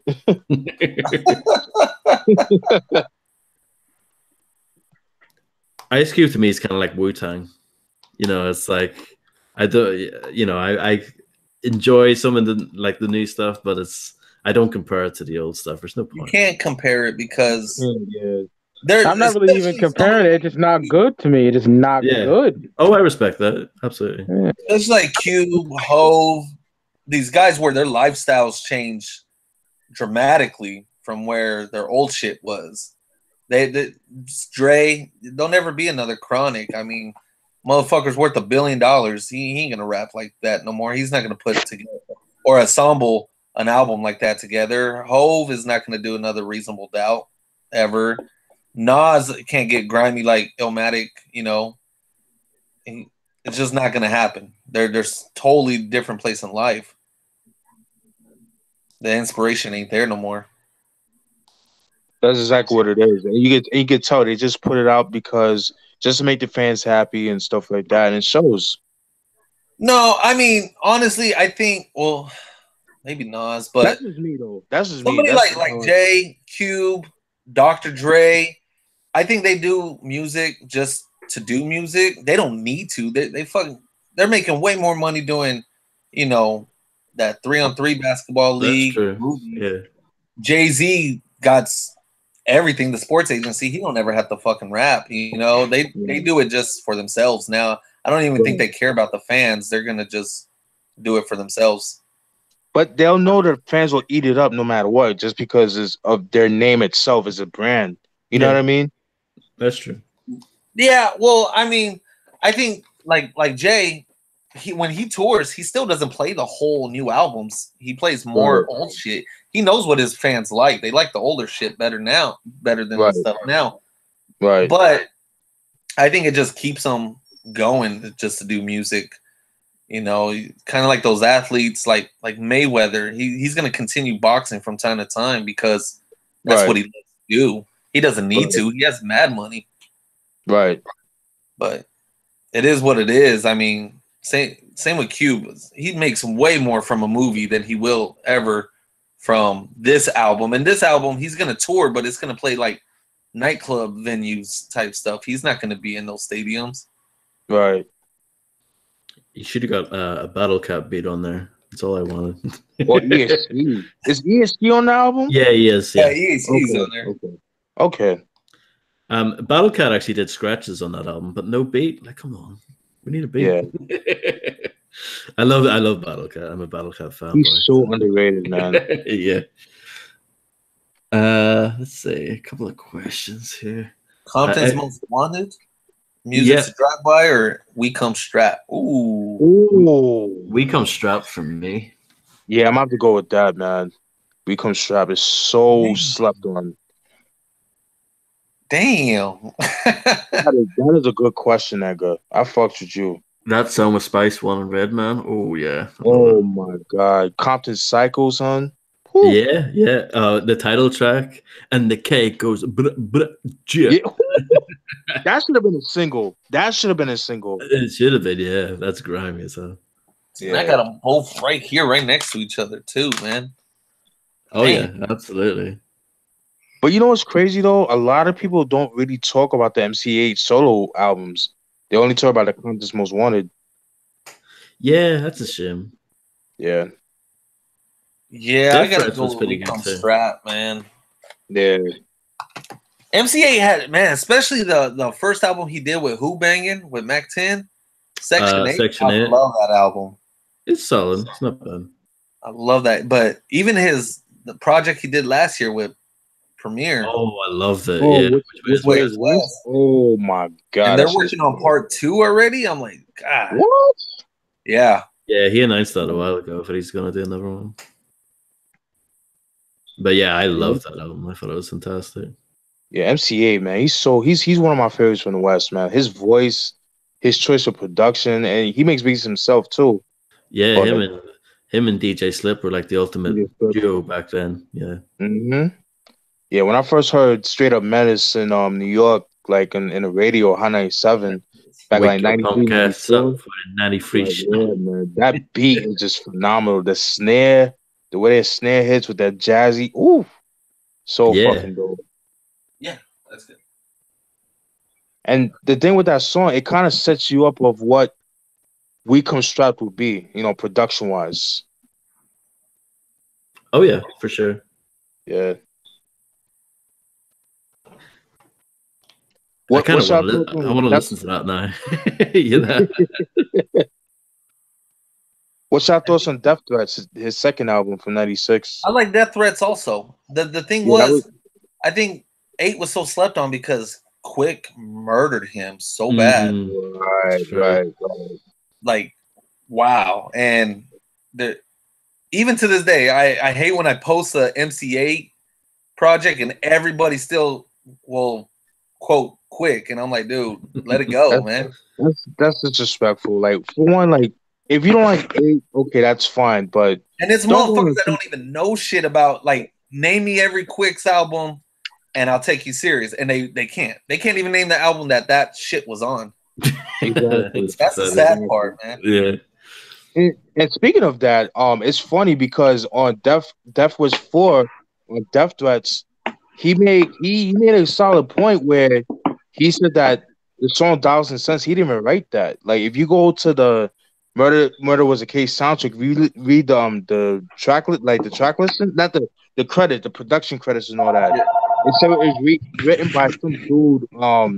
I forgot who it was, but it's some dude named G-Eazy or some shit like that. I wrote it down like when I wrote the notes for the album review I did like 2 weeks ago. But then when you go to the Safe and Sound album, the album credits, it said it was written by DJ Quick. So it was like, I don't know. That's kind of weird, but I don't know. yeah, it's still a killer line though, man. Oh yeah. Now, Oh, if no. he didn't write it, yeah, that should change history, man. That's what I'm saying. That's what I'm saying. Yeah. And he said that When it comes to this battle rap, you better write your own shit. You can't. Yeah. Yeah, fuck all that. Yeah. I think he did. You think he wrote it? I think he wrote it. Well, Yeah. it was in the fucking book. Too. It was in the book. Steven got a good point though, but I don't know. I just Yeah. No, I agree. I'm like, it is what it is, but you know, like overall, it's a dope song. You know what I mean? 1,000 cents. Like, you know, when he says the G ain't in you. Oh like, yeah. That's the killer line. Yeah. Yeah, that.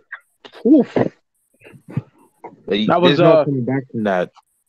I was eating and I had the mic on mute when y'all were talking about Become Strapped versus what Music to Drive By.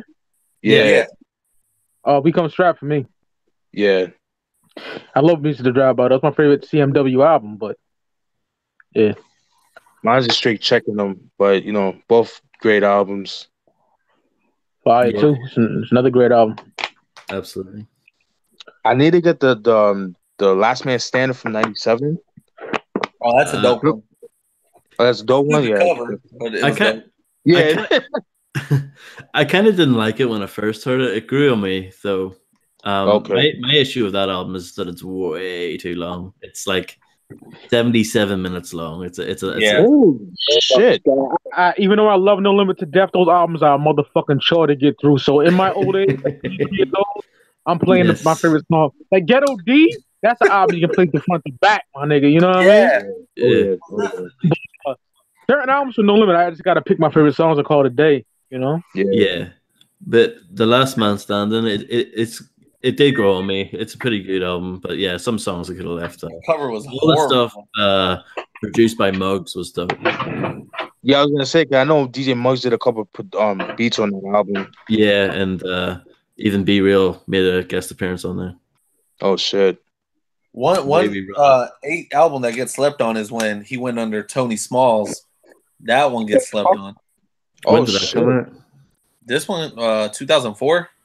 Oh god, it's a long. Yeah, I've seen that cover before, but yeah, the last MC8 album, apart from Which Way Is West, the one before that was the In My Neighborhood album. That was the last one I heard. In My Neighborhood was okay. That was under Who Bangin'. Yeah. Who Bangin' kind of. I don't know what happened to them in 2000. They must have like died out or something. I don't know. They died when he joined Cash Money, man. But bad. Why did he join Cash Money? Like, I guess I honestly think he did it because Cash Money at that time was like really on top. Yeah, and like Lil Wayne was coming out, and who else did they have at that time? It was after everybody had left, so I know they're writing with TQ and all kinds of other people, and yeah, he just joined them. It was an unnecessary. Oh God! Because Who Bangin' had some pretty good artists. Like, it was a decent label in its day. Oh yeah. They had Children of the Ghetto. Is it? Yep, that was them. They had CJ Mack. They had the Mack. Comrades. Comrades are dope.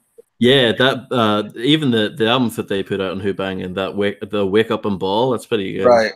Boo Capone, whose album never came out, and Technique, his album never came out. I like Technique. Yeah. Technique, he got some solid stuff out there. All From the Eye, which Ross put me on to. That shit is crack rocks.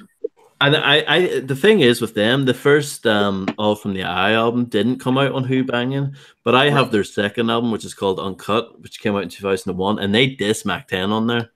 They say, yeah, thanks Mac 10 for hitting or something. So yeah, I don't know what happened there. Obviously, some sort of falling out. So yeah, I thought that was pretty interesting. Wow. I know some essays were dissing him on some of their albums back in the early 2000s. Yeah. Don't know why, but they had some issue.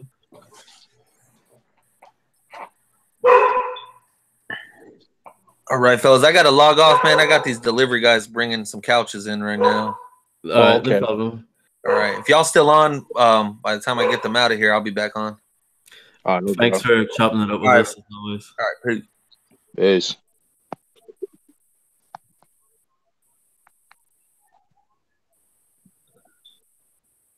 Yeah, I love talking old school West Coast shit with you guys, man.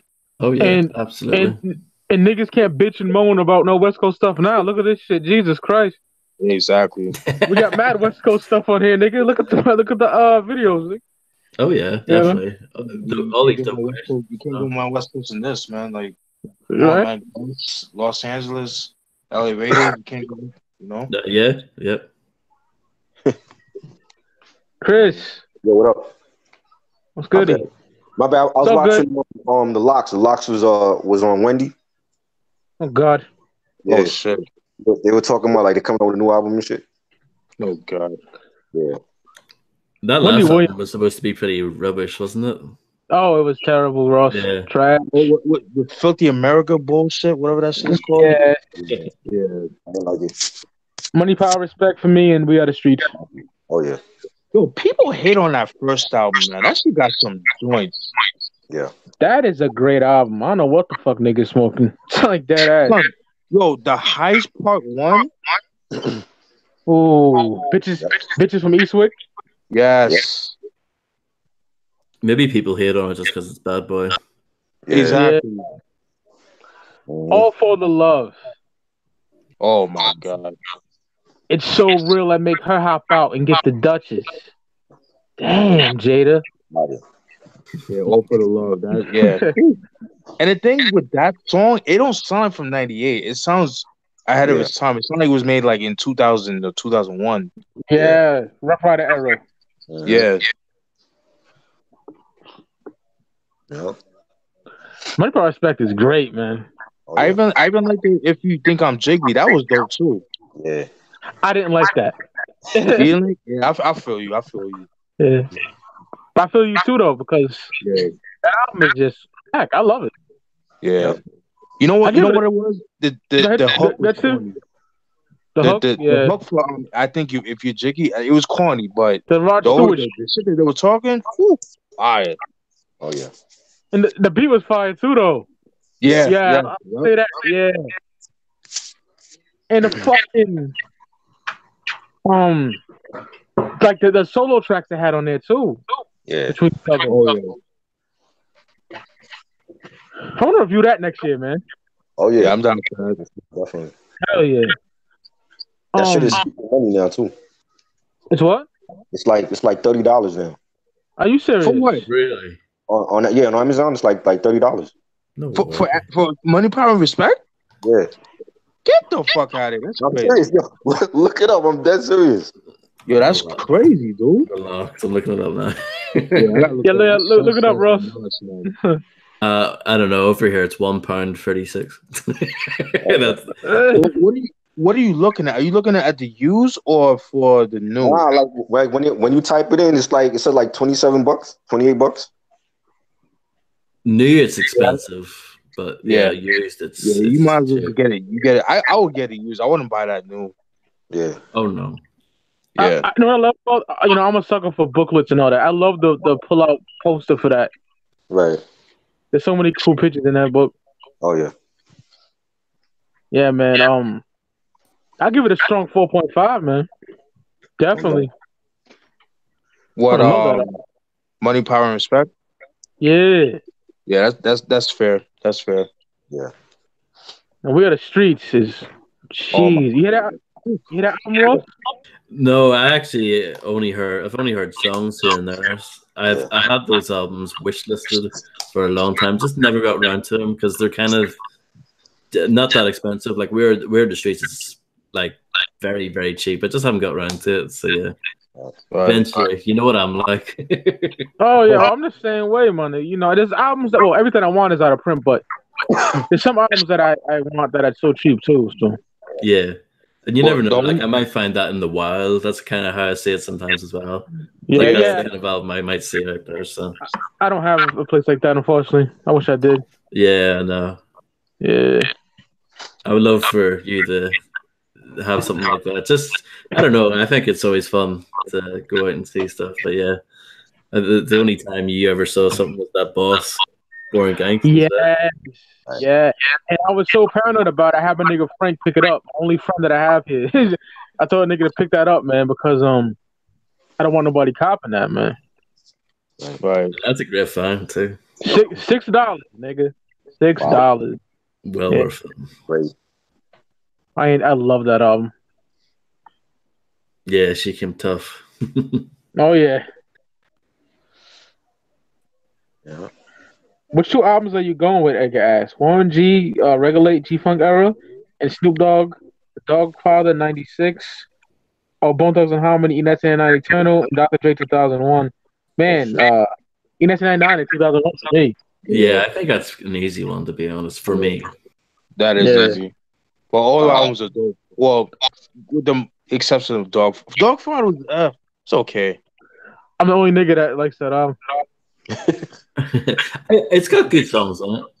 It has some decent songs like Gold Yeah. Rush. Oh my god. Oh, Gold Rush is 2001. That's the Oh god, fire! yeah. Blueberries. Blueberries, fucking crack rocks. Yeah. Vapors is not another one where he like Yeah. it's like the Biz Monkey Markie song. Monkey up. Yeah. So yeah, like it had good stuff, but like I don't know. I think that album was just let down by the circumstances of what Snoop was going through at that time. Right. But And it's not trash. People hate on that, like if it's a 0 out of 10. It's not. Yeah, he didn't eat a dick. It I like is, that it album. is it is underrated though. I'll give you that. It's definitely Yeah. underrated. I think for me it was the production. You know, like it was kind of underwhelming for me somewhat. But what people have to, but I give Snoop a pass because the shit that he was going through at the time, like at the time when he made that album, he was broke. He didn't. He was broke. He was going through the murder trial with back in like 94, 95. And so he couldn't really enjoy the success of Doggy Style. And Snoop and his Suge was dicking him around with he wasn't even paying the nigga. He was giving the nigga, okay, I'll give you a house and cars and shit like that. That's my that's what he did. Like you can't live like that. You can't. No, because the thing with that is like anytime Suge doesn't like you, he can take that stuff away. Exactly. And he was broke, so it wasn't like he was able to get like the best of the best producers at the time. Like he got whatever he had around him. He had Daz and DJ Pooh, which DJ Pooh he's alright. He's not the best producer in the world, but he does his thing from time to time. But I like him, especially on like the older like Cube albums and stuff. He's got some classic stuff. Yeah, no doubt. The stuff that he did with like King T and Fret and stuff like that's the stuff. Oh, that Threat album, that Sick in the Head album. Oh my god, so slept on. So shout out to DJ Pooh for that stuff. But yeah, I know what you mean. The production could have been better, especially from like Daz. Like Daz was awesome around that time. I don't know. Oh yeah, that gang related soundtrack. Oh with my Way god. Too Major. Oh my god. Yeah. The self-titled track gang related with CJ Mack and Dub C. Oh yeah. Ooh. That's my favorite song off that album, yo. That shit is. Shout out Freddie Lugo for that one. Yeah, Yeah, man, that's that's a great album. Even the Gridlock album was pretty dope too. The Gridlock soundtrack. Son. Never had a friend like me. Oh I yeah.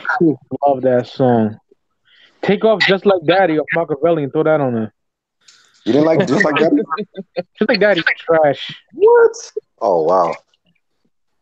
Love that. Wait, say, Mike? Just Like Daddy on Machiavelli. I fucking hate that song. I don't Yeah, Everything else on there I love. So that my favorite song. Well, one of my favorite songs in there is Crazy. Love Crazy. for Badass. Yeah. Yeah, I wasn't really a fan of Machiavelli. Wow. That makes but sense though, because you don't like All Eyes on Me, so yeah. Unpopular opinion. Yeah. That's my uncle's favorite, man. I love Machiavelli. So dark and evil and shit. Oh, he's pissed on that album. Bum first. Yeah. Oh yeah.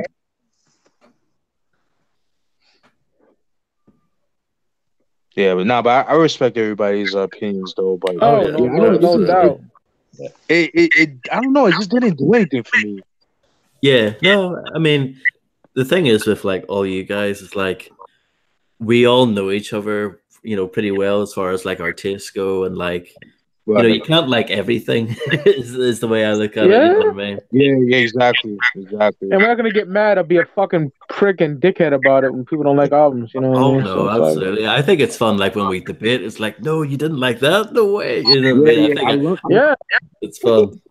yeah, like the Cuba album. I think that's just doo-doo besides 4 songs. The niggas going crazy. Like, and Ricardo, you looking at Ricardo, but mad niggas hate that album. Well, I'm talking to.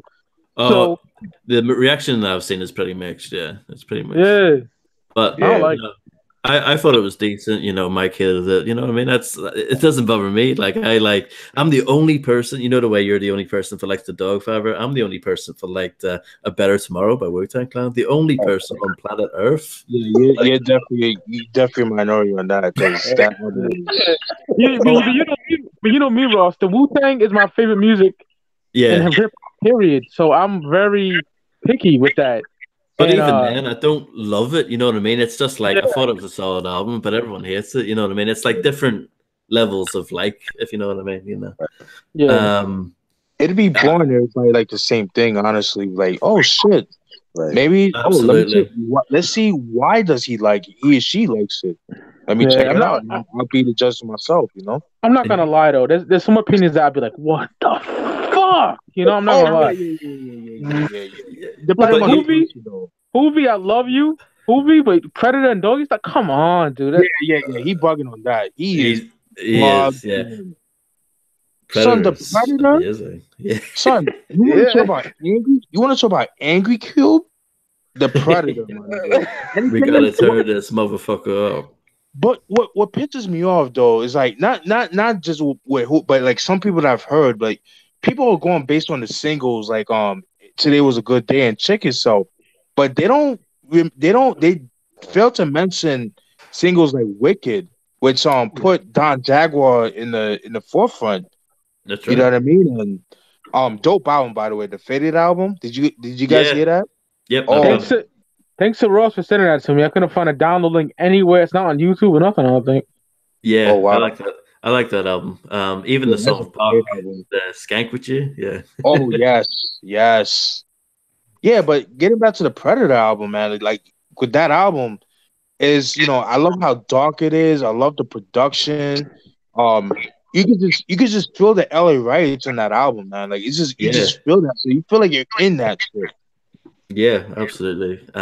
When Will They Shoot? That's one of my favorites on there. Now I Gotta Wet You. Muggs, man. DJ Muggs. Yeah. Could you imagine, could you imagine an Ice Cube and DJ Muggs album around that time? Oh yeah, that would have been insane. I would pay good money for that, man. Absolutely. I mean, Cube was untouchable back then. I don't care what anyone says. He's a huge childhood hero of mine as well. You know? Yeah. From watching the Boys in the Hood and seeing the True to the Game video and really I love that nigga, man. Yeah. And I get it, you know, Death Certificate, that's everybody's go-to album by Cube. And I love that album. That's a great album. But I don't know. I just think the Predator gets it gets shunned very unfairly, in my opinion.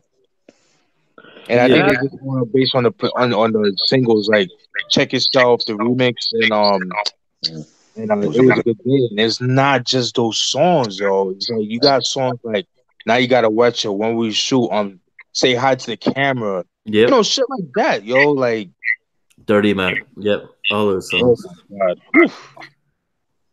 And the thing is, with you guys as well, you all know your shit. You know what I mean? It's like it's different when like some guy that doesn't know their shit talks shit. You know what I mean? That's more annoying.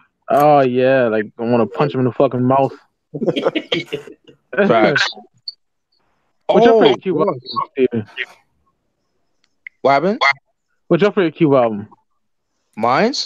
Yeah. I mean, I love the first 4, but if I had to choose, the Predator for me. Dope. Mine's America's Most. Oh yeah, I know Dope. that. Hell yeah, Ross. Chris? I say it's a tie between Death Certificate and the Predator. But if I had to choose, I probably would pick Death Certificate because I feel like it was more like social and political. Yeah. Yeah. Death Certificate for me because it's just a masterpiece. I love all 4 of them, the first ones, but Yeah. I fucking love so many memories with that album too. I fucking worship that album. My Summer The first one? Vacation. I love it. Yeah. Oh yeah, niggas slinging that shit in St. Louis. Yeah. You know, they Or want the slinging Kona bean back. pies.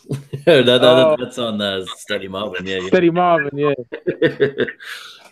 St. Louis niggas want the Kona back. Yo, Steven, you're about to ask Ross a question. My bad. Oh no, you're good. No, so I was telling the fellas, I showed it in 'cause I know you don't have IG, but I showed it on our group text that we have on IG. That CMW gang on YouTube responded to my music to Drive By album review I did back in 2015. Oh And yeah. I looked it up if it was real, and then like just based on what I'm seeing, like some of the footage, like exclusive footage, I'm like, yo, that's kind of dope, son. Yeah. I'm like, man, that's dope, man. Like That's something awesome. that I did a couple years ago, they're paying attention, so I'm happy about that. That's dope. Niggas getting love that's from amazing. CMW, Tragedy Gaddafi. Niggas getting love from Duck Down and Showbiz. Like, we real niggas over here. Yeah. And like Ross Yeah, said, dig. like we know our shit. Like, you know, like you guys, I'm not good at reciting lyrics, but when it comes to like, you know, facts and things, like I'm good at that. Like, but you know, everybody can't be like you guys said, everybody can't like the same thing. Not everybody could know everything, you know what I'm saying? But you know, it's just that's why we have each other because, you know, oh, I didn't know that. Oh, I didn't know that. Oh shit. Oh, that's dope, you know? Yeah. You learn from Oh, yeah. like, even some of the stuff that you said, you know, Chris, like when you used to do like the street team stuff like back in the early 2000s, like some of the story you told us, like, oh shit, I didn't know that. Oh wow, you know, Absolutely. so, Oh, yeah. but Lethal Injection is another album that gets slept on too. Like people hate on that too. It's stupid reasons too. They be like, "Hey, we're just trying to be like the Chronic," but dude, like he's from the West Coast. Like it's the same. Like he's the same shit. It's he's talks about him being a gangster, and he still does his social political shit. It's just the production's different, and the production fit him. It was dark too. That's a dark album as well. It is. Yo, Cave Bitch? Really, though? Brand yeah. My dick been in a lot of white pussy, but I love that fucking song, man. Yeah, I disagree with Khalid Muhammad where he said like no, I disagree with Cube when he says like white girls' ass is flattened like an iron board. Like, nah, the white girls now, yeah, maybe back in 93, whatever, 92, 93, but white girls down hips, man. Whew. Oh yeah. But oh yeah, baby. That song is fire, man. Yeah. Oh, we're in the intro. Turn around. Shoot a nigga in the head. That's grimy as fuck. I know. Yeah. The shot. Yeah, that's right. Yeah. I can say that's his favorite Cube album. That's dope. That's a great album. Yeah, we gotta do some Cube reviews, man, as well as IP. Oh yeah, absolutely. Oh, I'm down for both of them, my nigga. You already know. Yeah. Gotta have Ross on there. Oh, yeah. We gotta have Ross, Hoovy, and Ricardo. We definitely gotta have them. Yeah, Hoovy's my nigga. I love that dude. Yeah, man. What's y'all thoughts on DZ Quick's second album, Way Too Funky? I feel like that's slept on. Like, we didn't talk about that album. Yeah, it's dope. Album. Yeah, I don't like it as much as the first one, Quick as the Name, or like I said, it's kind of falls in between two better albums, I think. But Right. I think that's why probably. That's my uncle's favorite, yo. He plays just like Compton, like crazy. Yeah, Martin loves that shit. That's his favorite, man. It's very slept on. My only gripe is like the song "Me Wanna Rip You Bad" when you try to rap in patois. My God. Nah, quick can't do the patois, man. He can't do it. Yo, you can't do it. Yo, Spice One's the only West Coast nigga that can do that. Sorry. He kills it. The bomb, bud. The bomb, bud. Oh shit. You wanna rip your girl? I'm like, no. Oh shit. It's like just as bad as that movie, The Mighty Quinn, like Denzel Washington playing a Jamaican cop. Lord. Jesus.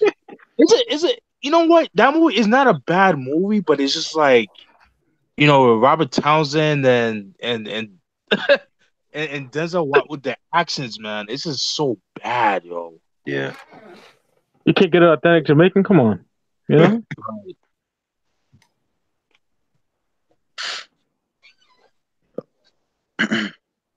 WC the Mad Circles, Ain't a Damn Thing Changed, or South Central Cartel, South Central Madness.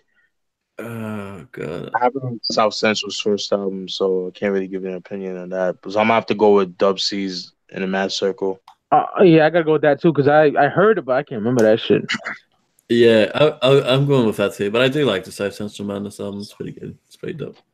But from what I've heard a little bit of South Central Madness, it's kind of a little reminiscent of NWA, like production wise, like a little mixture, a hybrid of the first two, like the mixture of Straight Outta Compton to like the 100 Miles and Running. That kind of reminds me of that a little bit, like based on what I've heard. Talking about South Central Cartel? Yeah. The first song from 91 or 92? 92. Yeah. 92, right? Okay. Dope, man. I love South Central Cartel. I always wonder which one came first, that Havoc or Prodigy or Mobb Deep? Oh, I know Prodigy from Mobb Deep. He went in on them. He said and they clapped back, but I mean, is it possible for another duo to have the same damn name like that? Yeah, it's very coincidental. Right. And I know South Central Cartels, they've been around since like 89. Right. 89, 88. So I don't, it's weird, man. I think it's a coincidence, yeah. Really? A coincidence. I think so. That's hard, man. Like, yeah, I don't know. I love both of them, but I'm riding with MOB, niggas. Oh, all day. Oh, yeah, and I'm West Coast, and all day MOB over South Central Cartel. MOB, Mobb Deep, that's probably got to be the best duo of all time. Yeah. They're my favorite. They're one of my favorite. They're like my top, but you can't think. Well, if you count Gangstar, but Primo don't rap, but two niggas that actually rap. Yeah. Okay, two niggas actually rap. Yeah, then you got Outkast, you got Dog Pound, but I still got to put Mobb Deep over both of those. Oh, without a shadow of a doubt, man. I'm not taking anything away from the other groups or the duos out there, but I don't think anybody will ever fuck with Mobb Deep.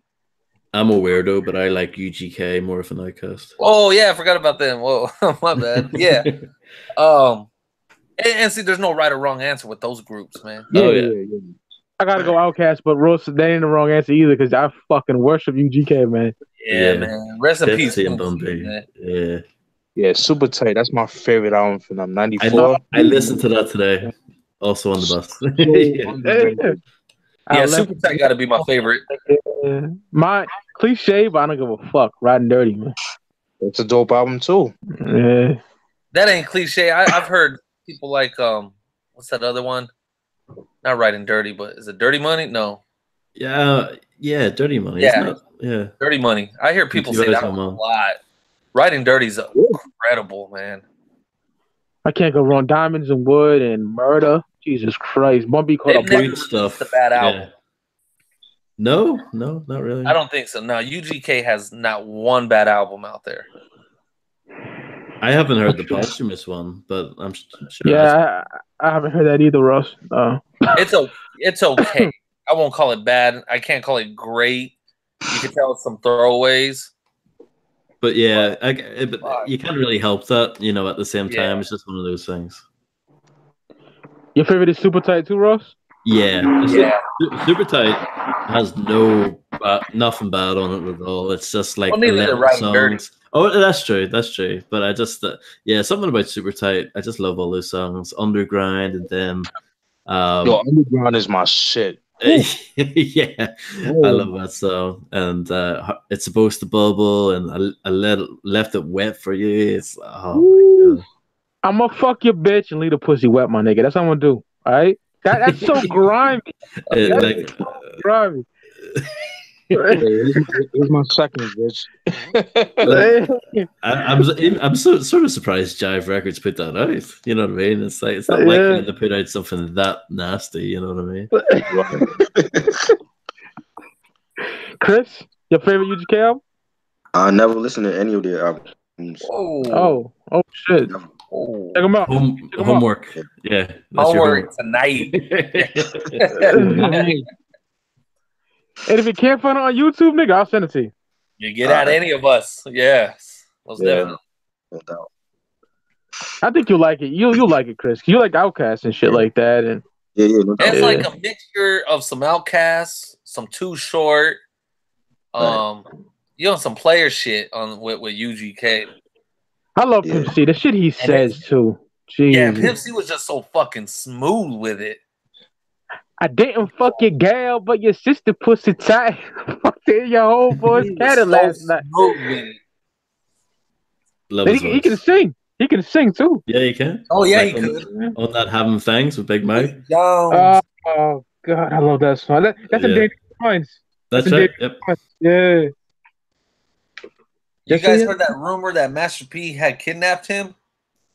Oh yes, yeah, that's very much true. That is very from true. My understanding from a lot of people in the inside said, it happened.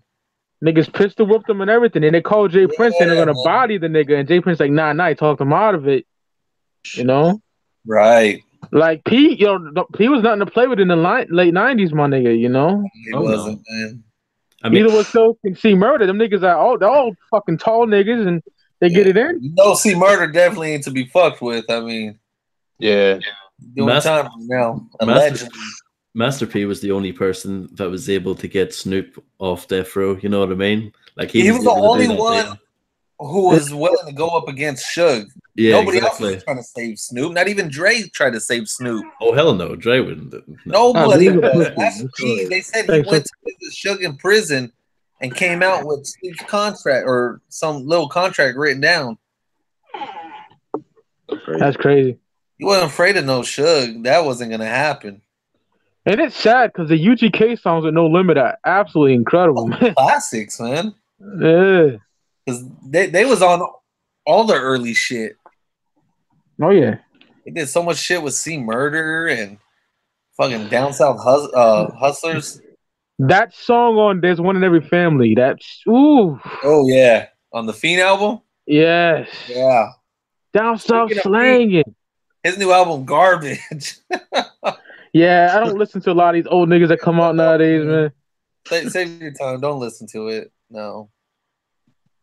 I'm not gonna lie, but I didn't really appreciate UGK until Pimp C died. I was like, all right, let me see what the hype is about. Then I heard the first 3 albums. I'm like, okay, these are nasty. They're dope. Yeah, I got into them late. Big Pimpin'. Same here. I got into them late. I didn't get into them till Dirty Money. I listened. I had got the album. I didn't like that edited song, so that like threw me off. But when I was living in Texas, I think that's when I really loved UGK because I don't know, something about their music. It's a soundtrack for like Texas everywhere. Yeah. You know, I wasn't into Texas rap much at all, other than Scarface and Ghetto Boys, until I moved to Texas. When I was stationed out there, I got into Kiki and Trey the Truth and Zero's early work, Little Flip and all their other shit out there.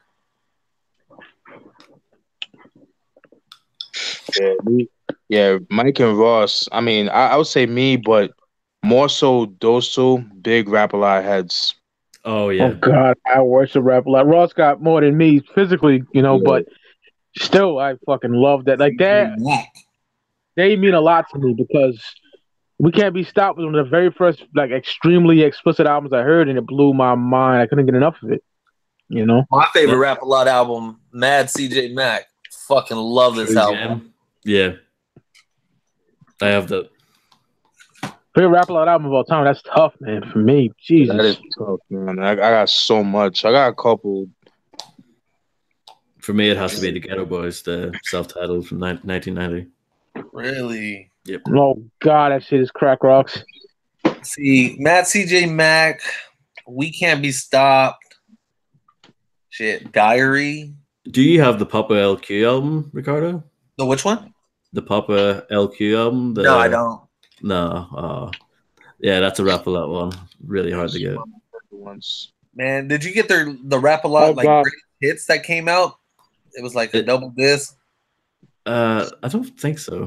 Man, love that shit. It has everything from early Ghetto Boys to late tracks by Zero and dope ass greatest hits thing they put together. Yeah, both Ross and Steven are lucky to have that. Holy Yes, The fuck. Terrorists. Yep. Love that album too. That's my favorite label of all time. I ain't rocking with that. My favorite is Loud, but Yeah. Oh, that is too. Yeah. Favorite label? Fuck.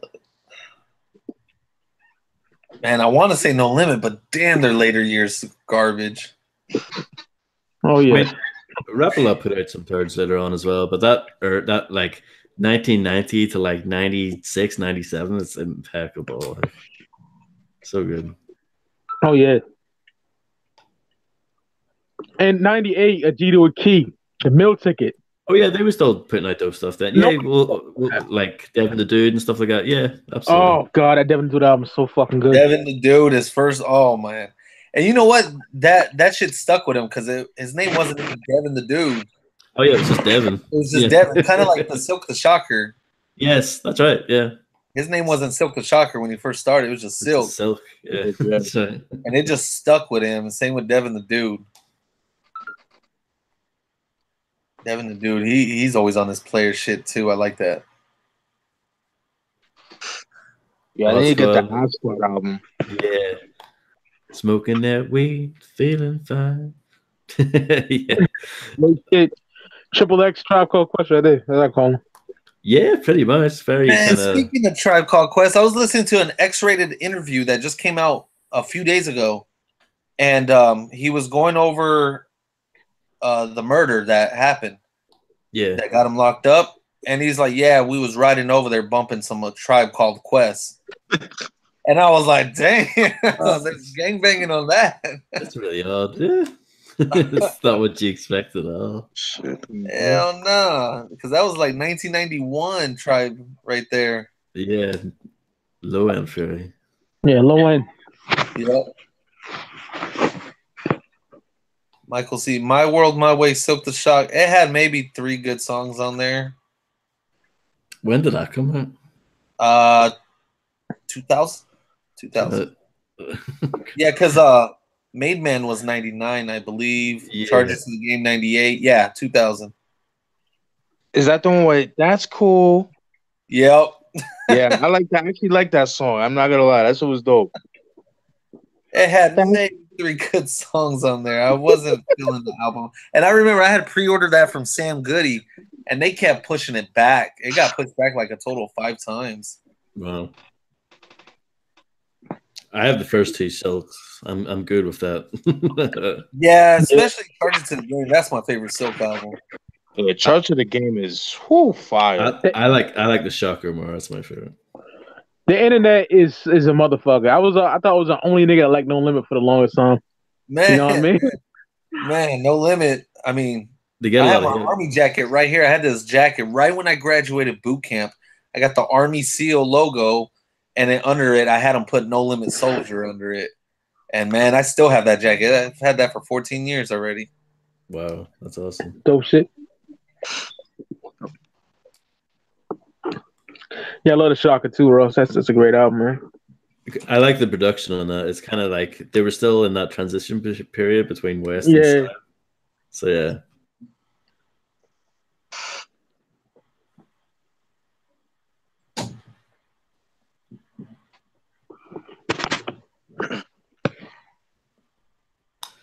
That's a dope choice, Edgar. Favorite hip hop label of all time is Duck Down. That's a great choice. Right. Yeah, shout out to Ducktown, man. Who do Good you think people made? do. Oh, sorry. No, I was just saying, good people's out there. Oh yeah, absolutely. Edgar also asked, who do you think made better albums, Fifth Ward Boys or South Central Cartel? I only heard 250 was album, so I can only say. Yo, Ghetto Dope and War and Rated G. Whew. Oh my God. Yes. That's definitely their best work. And the EP that they came out with in '94, Gangsta Funk, it's dope as well. Mm-hmm. That's a tough one. I think I would say Fifth Ward Boys probably, but not by much. South Central Cartel had some heat back in the day. Run Up and I'ma serve you heat. I never really got into them like that. South Central Cartel, but I do want to. Shout out to John Dixon. He blessed me with the And Gas We Trust album. So it's a great album. Yeah. The posse cut with Ice-T, Tupac, MC8 and Spice One, like what? That's like a dream team. Like holy shit! Right. Oh yeah. That's incredible. But they got all those on one track. Yeah. Gang Story. Yeah, I got a gang story to tell. Pete, you know, from Who Took Me Under by CMW, that sample. Yeah. Right. There's a skit on there if it's like dick sucking contest or something. Yeah. Crazy shit. I like to be one of the participants of that. Yeah, because I'm like Nori, man. My bad. That's okay. I had to take that phone call. Good, my dude. Cardi asked, Big Mike, something serious, or 8-Ball and MJG's on the outside looking in? Something serious by Big Mike. Big Mike, yeah, I'm gonna go with that one also. Something serious. Yeah.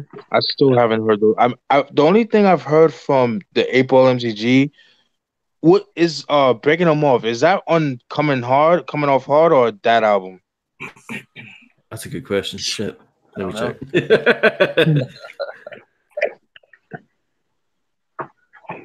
Big Mike having Thangs. Yeah, that Big Mike album is so good. That's one of my favorite Rap A Lot records. Break 'Em Off is On Top of the World. So it's On Top of the World. Okay, thank you. On Top of the World's fantastic album. I didn't get those albums, but they're a little pricey though. Yeah. For sure. At least they got reissued a few times, I think. At least On Top of the World did. Right. So, and Suave House were a bit better with their reissues compared to Rap A Lot. Brandon asked me, what are my thoughts on Tana Talk Free? We talked about this a little bit at the start. Love it. It's awesome. Awesome album. Oh, yeah.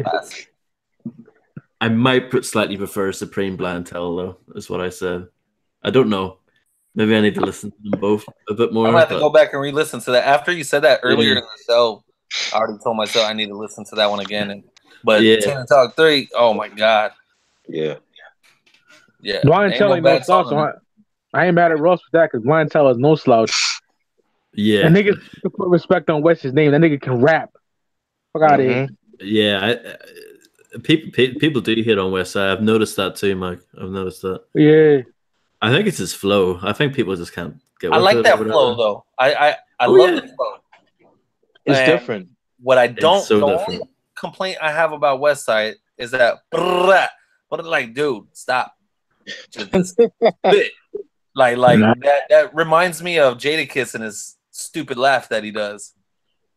Don't bother me. Yeah. Don't bother me at all. Maybe I'm biased. Boom, boom, boom, boom. room, nigga, all day, nigga. Yeah, that doesn't bother me. That doesn't bother me.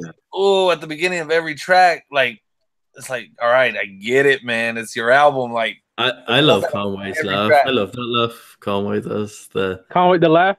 Yeah. I can't fucking do it. Yeah. Then he got the ill shit. The butcher coming, nigga. I love that shit, man. Yeah. Yeah. Yeah. What are some of your favorite ad libs like that? Like rap ad lib Yeah. rappers.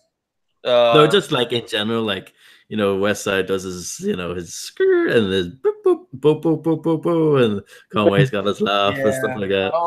I like Spice One when he goes blow.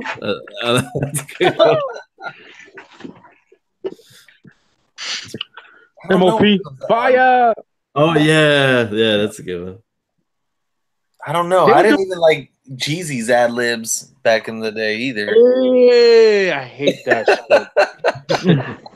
Yeah. I fucking hate that shit, man. Yeah, that shit used to drive me nuts. Man. Yo, oh my dude, when that song Soul Survivor, like, God, at the beginning, it's like fuck that song. Lord. Ricardo, you got no love for ooh. Oh, for E40? Yeah. Yeah, because you know what? I do that shit around the house a lot. Even my wife does that all the time. Like, I'm like, hey, you know what? I'm not working. Get some Slurricane. And right away, she's like, ooh. Yeah. It still get on my nerves from time to time, though. It doesn't bother me. I'm trying to think of other ones. Of course, Master P. Everyone knows that one. That gets on my nerves. I'm not gonna lie. Does. Yes, man. It's too much on every song. Like on Hootie Who, see Murder is just flowing, and then you hear Master P overshadow it. And I'm like, motherfucker, man. See Murder was just killing it. When the Crime Family came out, I want to do what Mr. Perfect did to that CD. Go ahead and snap that shit in half. I don't like that shit. Oh yeah, Master P, can you sign this for me? Go ahead and crack that shit in half, nigga. What the Crime Family from '99. Oh, the True album. Yeah. Double Diz. You didn't like that one? Nah, my nigga. Nah. There's a lot of filler on it. One of the last albums I heard. I think by that stage, No Limit were True Homies though. That's my shit though. I love that track. I think they were burning out by that stage. You know what I mean? Yeah, they were, man. That's when people wanted to be in fucking WCW and shit. When WCW was fucking trash then too. So. Well, and wasn't Master P trying to get in basketball at that time as well? He was in basketball. Yeah. Shout out to him for doing that. One of the Raptors. Better than fucking WCW. Oh yeah, absolutely. But yeah, it just goes to show that, like, he had his interests and other stuff at that point. Yeah. I mean, he originally went to college and everything for basketball. I mean, he had game. Right. Oh yeah. He had game, and then he started up No Limit. Dangerous in My City. Yeah, it's a dope track off the Crime Family, Michael. I like that track.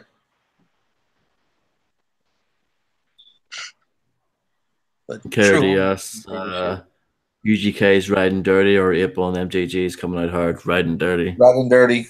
Riding Dirty, nigga. Riding Dirty. What you riding with, Steven? Yeah, Riding Dirty. Yeah. I like coming out hard though. That shit is fire, man. Absolutely not Millie Bros or whatever the fuck. Yes, and Armed Robbery with the Mission Impossible, like do do do in the background, that little sample stuff. Shit is ill. I love 8-Ball and MJG. Oh yeah. Shout out to Jason, my cousin from Tennessee. He got me to them, man. 8-Ball especially. I think he was the better one out of the two. Who? In my opinion, 8-Ball. I think he was the better one. Oh yeah. Definitely. I was just listening to Lost the other day. Oh yeah. That's a classic. That's a fucking classic album. Yeah. What album? Lost. By 8-Ball. Yeah, very, very underrated, yo. Yup. My homeboy's girlfriend. She is. Yeah, so grimy.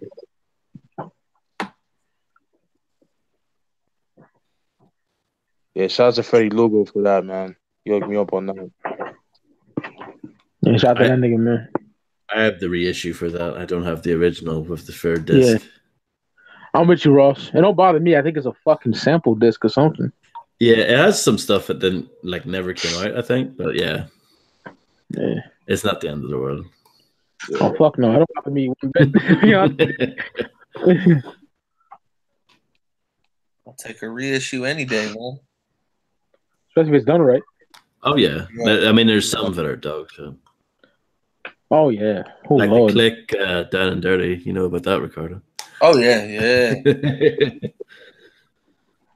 E40. His next one's coming out in February, I think, or January. I didn't even listen to the last one. No, Gift to Gab was cool. It was cool. It was. I liked it more because it was shorter than all his other albums. Yeah, his stuff's usually really long. Yeah. He usually runs them very long, and this one was shorter, so I liked it. It was cool. Oh, this one's. You know what was a group I couldn't really get into their music? The Coop from the West Coast from Oakland. I could never get into their music. Who? The Coop? Yeah, the Coop, the Boots Rally. Yeah. Boots Rally and shit. Yeah, I could never get into their music, man. I like them too. I have Genocide and Juice from '94. I like the album cover. That's a dope album cover. I've always liked that with the Absolute vodka bottle. That was dope. Yeah. It has that Fat Cats and Bigger Fish on it, you know. This Bay Area album from this group, Do or Die, not the Midwest Do or Die, but some Bay Area. I found this at a yard sale, man. Oh, shit. And I looked it up online. It goes for mad loot. There's some G-Funk, like a motherfucker from the Bay Area. Nice. And I tried looking them up. I can't find nothing online on these guys, man.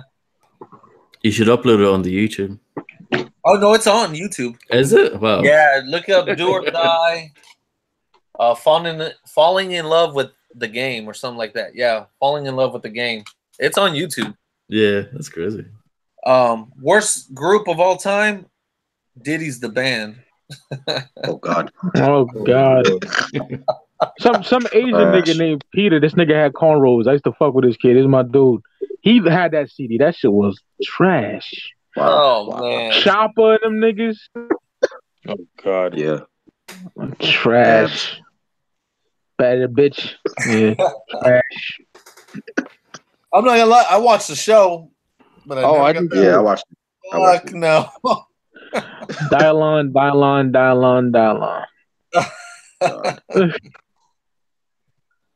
That shit is hilarious, man. The show was hilarious. Oh yeah. Yeah, it was. It seemed so scripted. It seemed so fake. Right.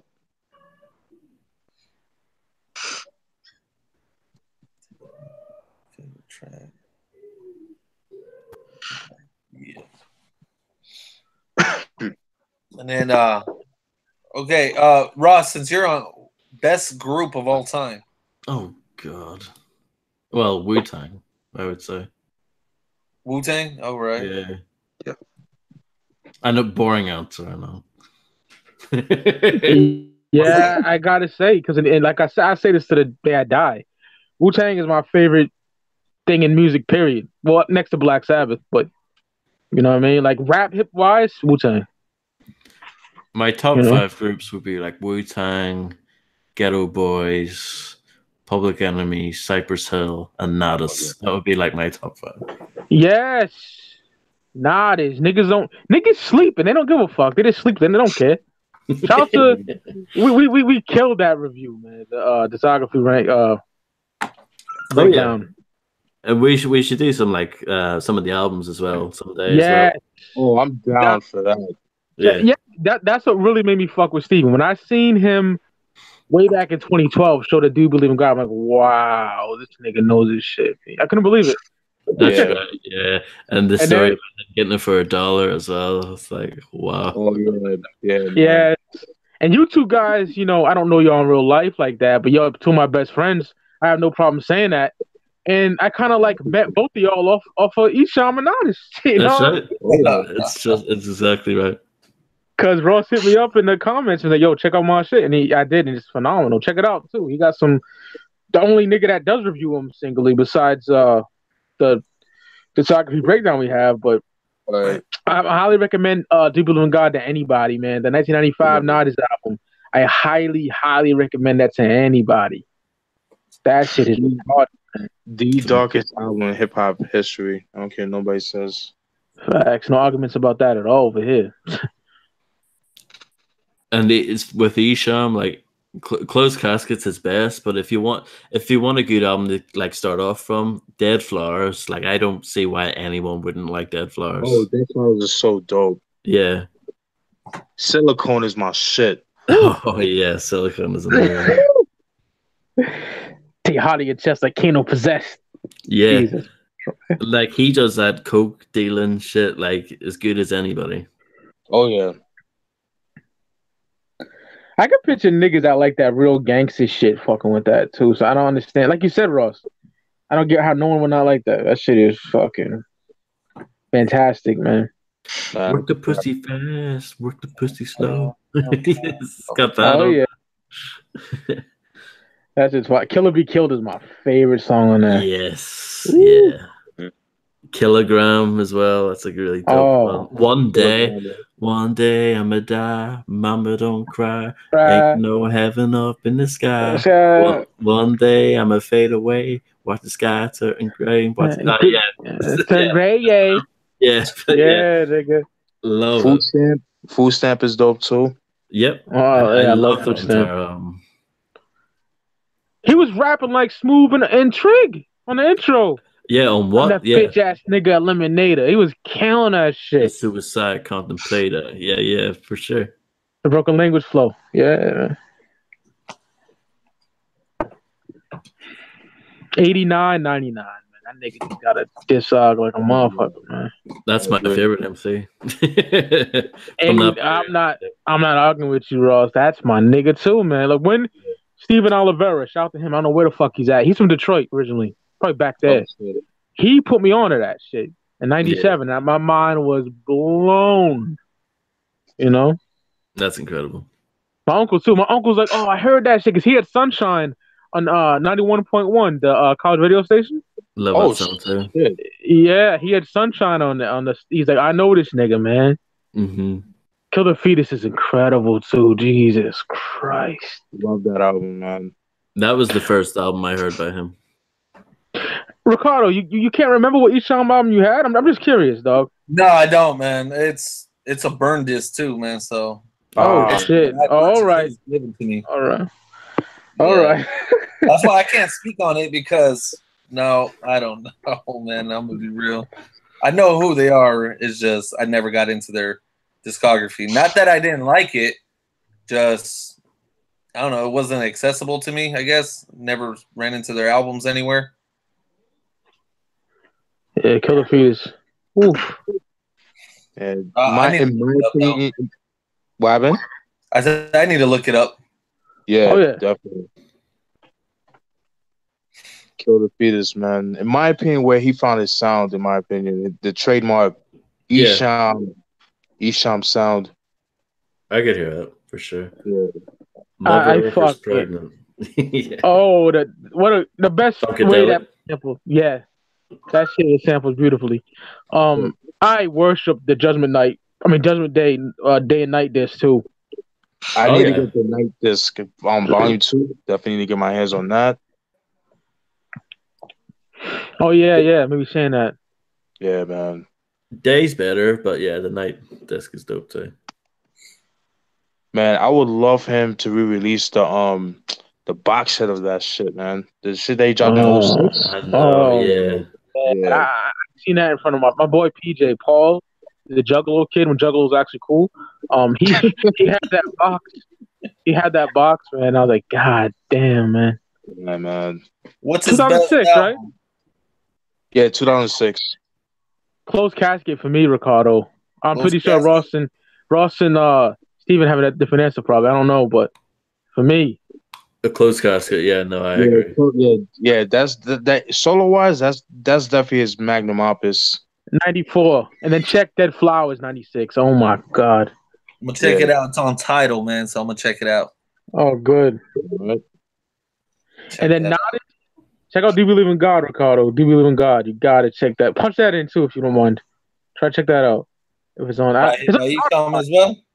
Nottage. That's his group. NATAS. Yeah.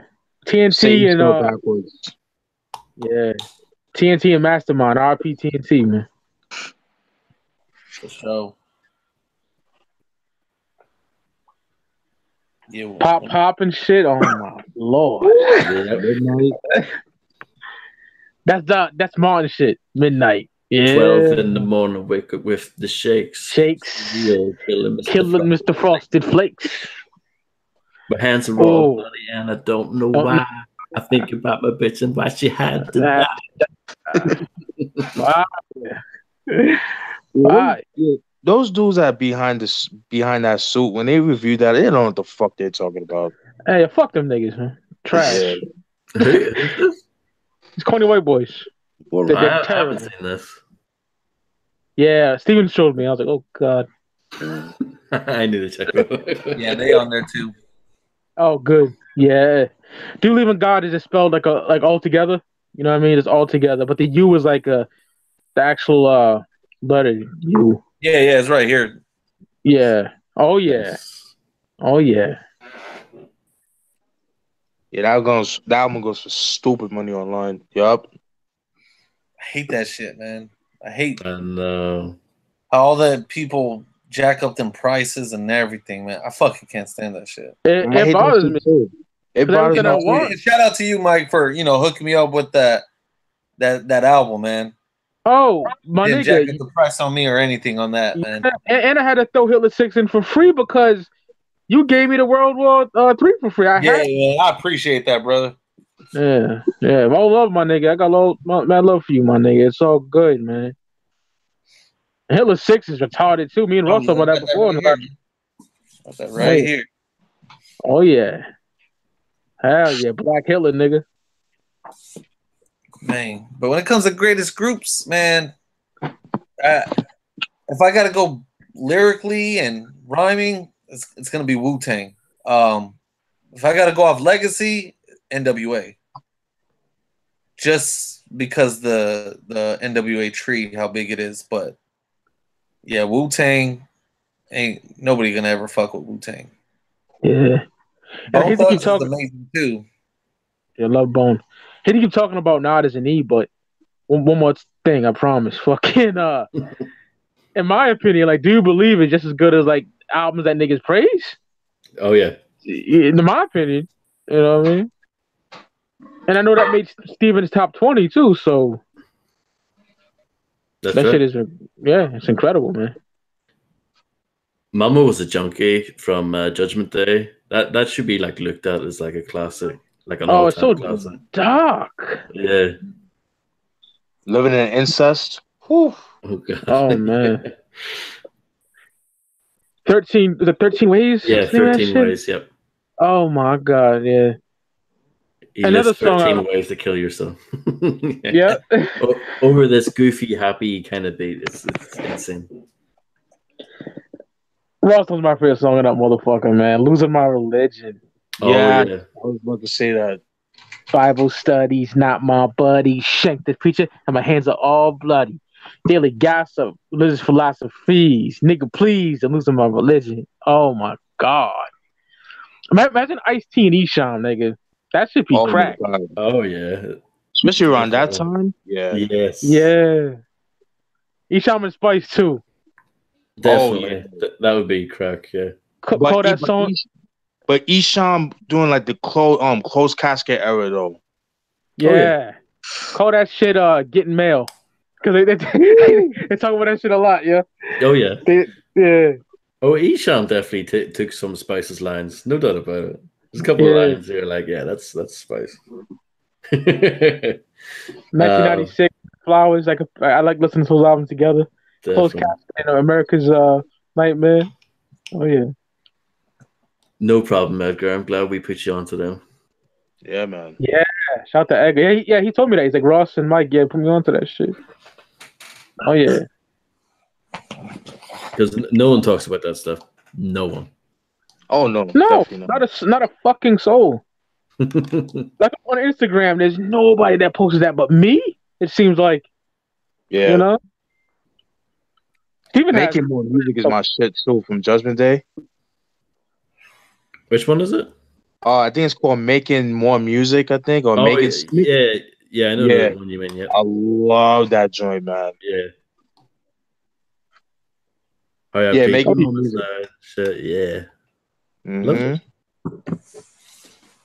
Finger in Oh, the yeah. cake mix. Whew. That's a nasty one. Yeah,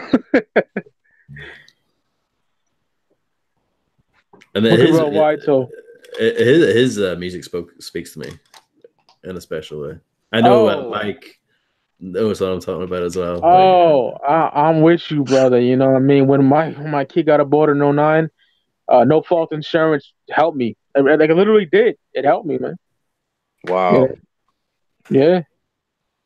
Yeah, man. I'm so glad that I got the OG of that Duke Believe because the back cover looks so ill too, man. Oh, You know? with the statue. Yeah, and the motherfucking the eyes in the booklet, my nigga. Like all the Oh, three. I love that. Very, very creepy. Yes. Perfect. Yeah. I know Ross is here because he has a DVD. You hear that story when they were stomping out Proof? Esham and TNT was stomping out Proof and shit? Near the tour bus at the Warp Tour? Yeah. You hear about that? Yeah, and then D12 jumped him and shit. Yeah, I remember that. Yeah, from the DVD. I need to watch that again. I really That's a great enjoyed DVD. it. Yeah. Oh,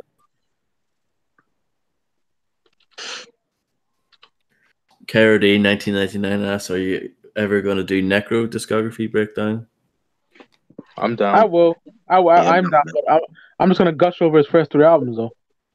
Yeah. Even though I like ladder stuff too, but I'm down to do that. yeah. Ronnie Bronstein. Necro is someone who I don't have anything from yet. I like the early stuff. His albums, man. But yeah, I just haven't got around to picking up any. What do you have, Ricardo? I said I only have 2 of his albums. What albums you got? I think it was it like a greatest hits type one? I don't know the name of it. I'll look for it right now. And I got the Cool G Rap one. Oh God. Okay. Yeah. That shit is retarded. Yeah. He went back to the prefix for death days on that shit. Holy shit. So I'm on eBay and I typed in Judgment Day with Esham. Well, I just typed in Esham. I see volume 2. It's brand new though. $79 or best sold for free shipping. Oh.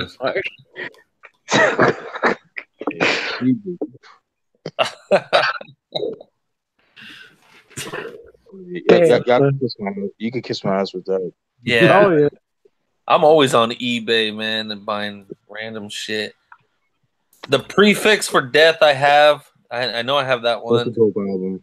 And that's my favorite. Cool G Rap. And then I also have the saddest hits. Yeah. That cover is retarded. I love that cover. For which one? The saddest hits. The yeah, those 3 I got for sure. Yeah, I love Necro and Bill, man. It's so fucking ill. Gore-Tex and them niggas too. Ill Bill? Yeah, man. Necro's brother. Yeah, man. Heavy Metal Kings, man. Oh, yeah, man. Benny Paz. So happy to have What's Wrong with Bill. I've been trying to get that for years. Shout out to my ex-girlfriend. She's a cunt, but she got me that. Tasha, she got me. You know? And that's rare, my nigga. That's really rare, you know? Right. Love that. Thank God. I've never been with anybody who gave me CDs as gifts. Thank God, because after some of my exes, I would have had to throw them shits away, man. Oh shit. With me, I raced it out of my head and go, you know what? It's the fire album. I need to keep this, nigga. This is my shit. like teddy bears and shit. I threw the fuck away, man. Fuck all that shit. You know. Oh man, that's funny. Like pictures too. Like I got to get rid of that shit. That can't be. You know what I mean? Yeah, man. Sometimes on fucking Facebook, someone pop up like a memory and a show that shit. Like, oh god, I just deleted it. Yeah, fuck out of here. Wow. Yeah, man. Because my old lady's like, "What do you want for Christmas?" I'm like, "A CD. Which one? I don't know. Just go fucking pick one. Like that's it." Or go to my Amazon account. I have so much shit saved for later. Just pick anything off that damn list that I want. I made that mistake, and it bitches got me like loyal to the game and shit like that. Oh, fucking Pac out. Yeah, man. That's not good. And that's something you give somebody when you want to break up with them. Like, here, listen to this shit. And that's gonna describe everything I feel from you. I call it the loyal to the game box. I got all the trash in there, like Busta Rhymes, Genesis, and the Fabulous albums and shit. Wow. Oh shit! Hey, you know what? I have a box too, just filled with throwaway shit that just sits there, man. Yeah, I don't want that in my collection. Like you didn't like Genesis? Genesis trash. Oh wow.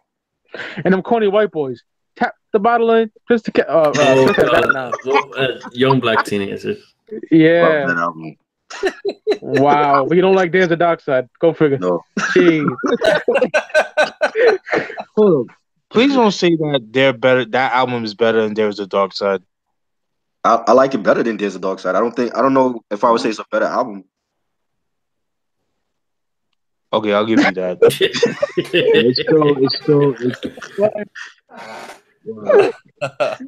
Hey, it is what it is. I'm trying to think what else is in that box. The bottle and twist the car. I forgot about that. Yeah. Maybe Lugo was like, "You want it?" I'm like, "I never heard of it." Like the cover looked dope. Oh, that's probably grimy. Nope. No, not really. Oh shit. Yeah, man. I got a box filled with throwaways, and then my old lady's like, "Well, why don't you just throw it away?" I'm like, "No, like, don't throw it away. That's just a junk box. Keep it still." Hey, you know how much money you pay with them shits? Shit, I was counting. I did that last night, man. Got home from work. I'm chilling in my music room, and I have a certain section in my CD shelf area for albums that just came out this year, and then in January I'll throw them where they belong. And I counted 135 fucking CDs I bought this year. Damn. Jesus. I know, man. I'm like, so I'm doing the math at an average of what? $13, $14 each. I spent mad loot this year, man. But holy shit.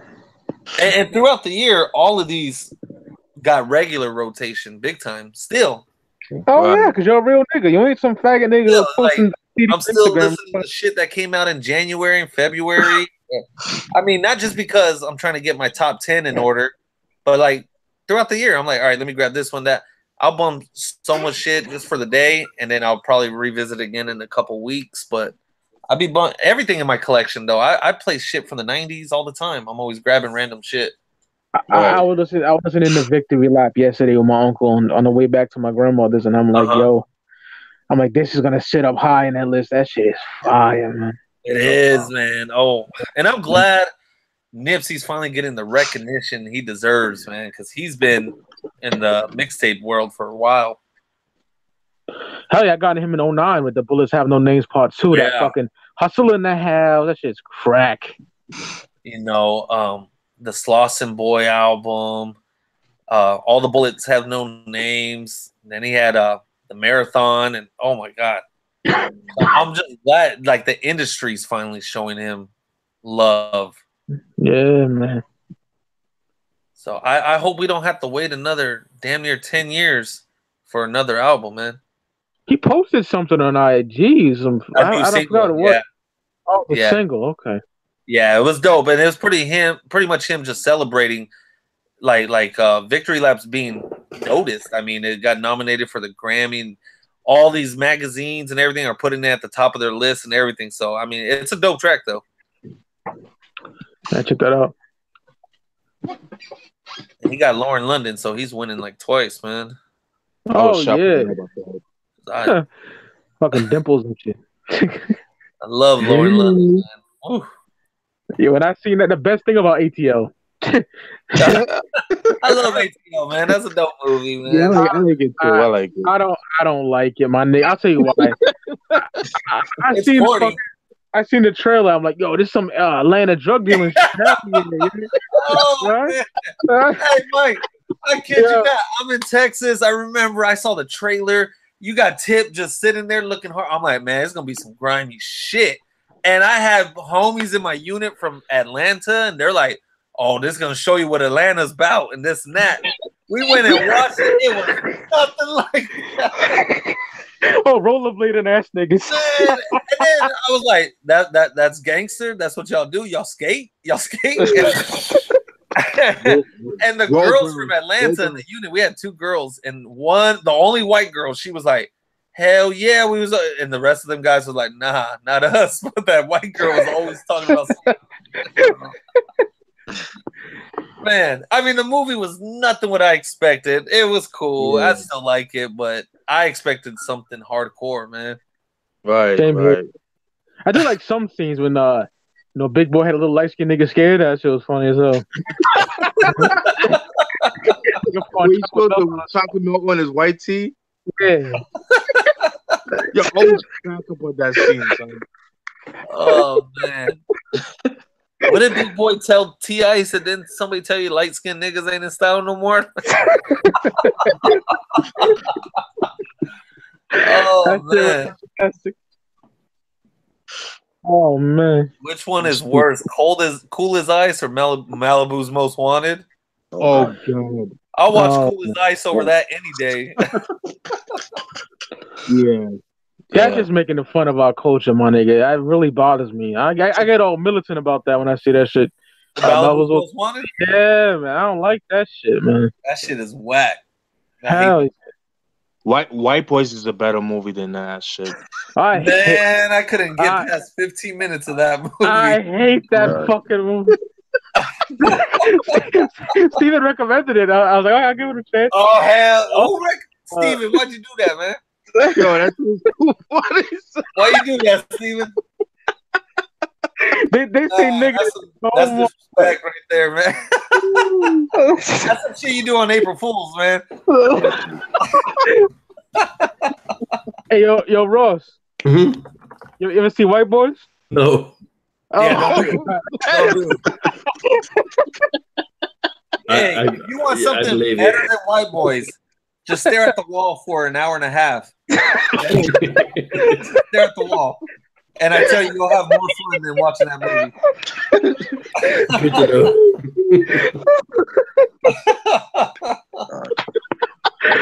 I'd rather listen to Loyal to the Game than watch White Boys, man. Oh, come on. No, White Boys is horrible. Yeah. Chris, you see White Boys? Yeah, I seen that shit. It was terrible, yo. Man. 13% on Rotten Tomatoes. Oh, wow.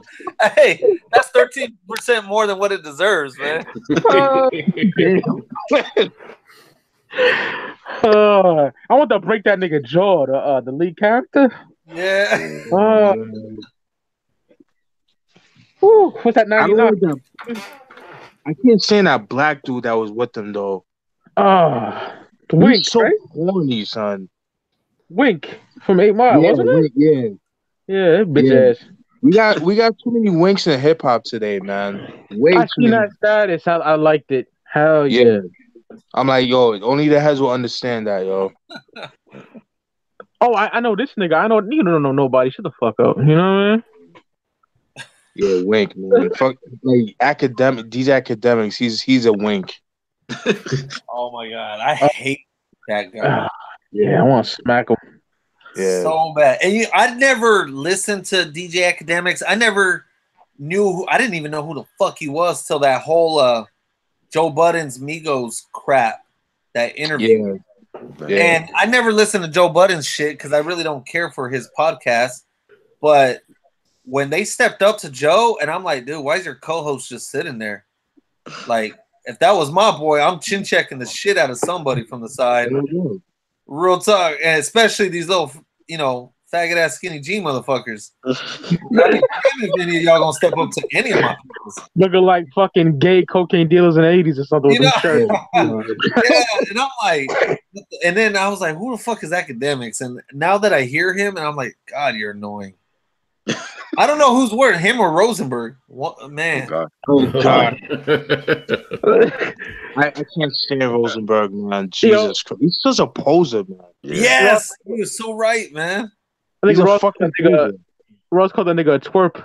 I think it's called yeah, twerp. I don't like that nigga, man. I hate Rosenberg. I hate Ebro. You know who mentioned the interview? Was it Reg or Chris? Mm. The interview where Kodak Black walked out. I didn't even know who the fuck Kodak Black was. Yeah. I heard his name and I seen him, just never heard his music. That shit's trash. Well, well on IG I did a story on that, and what were my thoughts on that? So I don't know if that's probably what you saw, maybe. No, I could have sworn Reg mentioned it in our little text messaging. It must have been Reg. I don't know who Kodak Black is. It's definitely Reg. And when Reg is like, did y'all see it? And I finally watched it, where he just walked out the interview because Ebro kept fucking with him. Ebro would never step, like Vinny Paz said, he'll never step to a fucking Serrano's MS-13 nigga like that. I remember Vinny Paz. Ebro won't step to nobody, man. Yeah. Nobody, he got to step to these kids. Yeah. I fucking hate Ebro, nigga. I swear to God. And it's that. He's from the West Coast. I fucking hate that guy, man. Yeah. I'm glad you said that, Ricardo, because niggas make it seem like, because he was a Hot 97, he knows what New York hip hop is. Like, no, you don't, nigga. I don't care how long you lived in New York for. No, nigga, if you're not from there, he don't know West Coast music. He don't know shit. He don't know shit. Sway's a real West Coast head. Yes, he is. Yep. Sway knows his shit. Ebro don't know a damn thing about. And Ebro's from the Bay. Yeah, Sway and King Kid. I hate it when Rapper Pooh, Big Pooh from Little Brother. Yeah. He was saying, I'm listening to that Tanner Talk 3. That shit is fire. And Charlamagne's like, oh, they're from Buffalo, right? You know what the fuck they are, nigga. That bothers me. These niggas don't care. They are. Zelda's still getting slighted, my nigga. Come on, my nigga. Like, Rosenberg interviewed Westside Gun. He don't even mention them niggas. Like, no, fucking whack. Rosenberg. This is my Rosenberg impersonation, right? So I checked out that damn, there's no way that Kendrick is not in the top 5. No way. Oh, yeah. I see them say that shit. Yep. Yeah. Rosenberg, see, what I remember he said some shit about Jay-Z's Magna Carta album. Right. Like, he dissed the shit out of it. And I guess Jay-Z called him up and was like, you didn't even give it a fair chance, something. And then Rosenberg switches his whole fucking opinion on it. And I'm like, whoa, be a man. Stand by your fucking word. If you think it's garbage, just say it's garbage. I respect you more. I'd respect you. Now, if you say over time, I've grown to it, all right, cool, that's different. But don't switch it overnight. He switched his opinion overnight. Fuck that. RIP Combat Jack, he gave it to that nigga raw. Oh, yeah. Yep. No, I mean, if somebody says an album's garbage that I like, cool, I respect it. Now, if you come back in a year or so, hey, you know what? It was actually pretty decent. That's cool. I respect that. Don't switch it overnight, though. Right. No, and have your shit back your shit up why you don't like it. Exactly. Oh, yeah. Like how I do with the Black album. I have my reasons and I back it up. I'm just saying. It'd be an amazing review, man. That shit. Man, if we had a highlight reel of this year, there'd be a lot of shit on the Black album and Snoop Dogg's Game of Redman. And Redman. And Red. Yeah, that's too. But you're so right, Steven. You got your valid points, and that's your opinion, man. You don't fuck with it, and you've been sticking with it for over a decade now. Yeah, that's you. It's like Mike. Mike don't like the Ice Cube album. I like it. It is what that's his opinion. I thought it was decent. Yeah, and it is what it is. But I don't expect Mike to say, wake up tomorrow, hey, man, I actually like that album. Now, like, hold up. Nah, Mike's going to stick to his guns, and that's it. Right. And everyone knows me. I don't give a flying fuck. I can speak my mind. Man. Yeah. Nah, no doubt. We need more people like that because what happens is You got too many people saying, "Well, you're too stuck in your man." Fuck you, nigga. I know what the fuck I want. I know what I like, what I want, and when I want it. Fuck you. I'm sorry Like- that you're not. You're a fucking paper thin skin ass nigga. Fuck no. That shit pisses me off, yo. Fuck. Yeah, facts. There's certain albums like that I like, and I'll post some shit where people will hit me up in the DM and be like, "You really like that album, dog? I just posted it, didn't I?" Yeah. I'm not afraid to say what I like. I give a fuck, Right. and I'm not afraid to say what I don't like either. I'm gonna say I don't like this album, even if it's a popular ass album. Right. It is what it is. I'm not gonna. Yeah, you're right, KRD. I hate Flex too. Oh yeah, don't even get me started, nigga. But on like as far as my hip hop opinions on Facebook, I kind of stopped doing that because every day is a fucking debate. I don't want to debate with niggas. I just say what the fuck I said. Yeah, that's it. But niggas be on their feelings when I say something. Niggas be on their feel like I'm like nigga. I'm not God. I'm one person. Right. I'm one person. I'm not hip hop's elder man. I'm just a fan, just like everybody else. But for some reason, when I say something, niggas be in their fucking feelings when I say something. I'm like, dude, like seriously, I don't want to debate with you. Just leave it at that. That's my opinion. Motherfuckers getting their feelings when it ain't their way. Exactly. That dude from I'm sorry, Canada. I'm not a Christian. I don't brown nose. Mad when you like don't like a Canadian artist. That dude get mad. Like, dog, y'all ain't send us nothing great. Take your thumb and keep moving along, nigga. That's how and not only that, I'm gonna just post something just to be a dick because Tory Lanez apologized to fucking Royce. Like, you knew you was wrong. You knew he was about to get eaten alive, man. Right. Nah, but to tell him to suck your dick, like, yo, that's mad. It's just you don't do that. Where I'm from, that's fighting words. You don't do that. I think that's everywhere. Like, as a man, I would never tell a man that shit because that's just some faggot shit. In the 90s, motherfuckers put that in the rap lyrics, and it is what it is. I'm never gonna tell him. I'd rather call you a bitch, and that's it. I'm not gonna say suck my dick because I wouldn't want you to suck my dick. Fuck that. Yeah, not into that. Fuck that. Nah. You can eat a dick. Hold on. Yeah. Go eat somebody else's dick. Yeah. Served on a platter. Oh, good. Yeah. Fuck Tory Lanez. Funk Flex, man. Speaking of Funk Flex, at my job, they gave out these little like funny ass awards. Like, and my award was the Funk Flex Music Award. Yeah. I threw that shit away. I don't want my name and Funk Flex in the same fucking thing. Wow. There ain't nobody that knows hip hop or anything at my job because if they did, they wouldn't do that. The only good thing about Flex was his albums back in the 90s, but that's it. Yeah. Right. And what he did to 9, that's so disrespectful. To who? 9. What do you do? Well, because I forgot what I think it was like, because you know how he has artists freestyling to the show and shit. Yeah.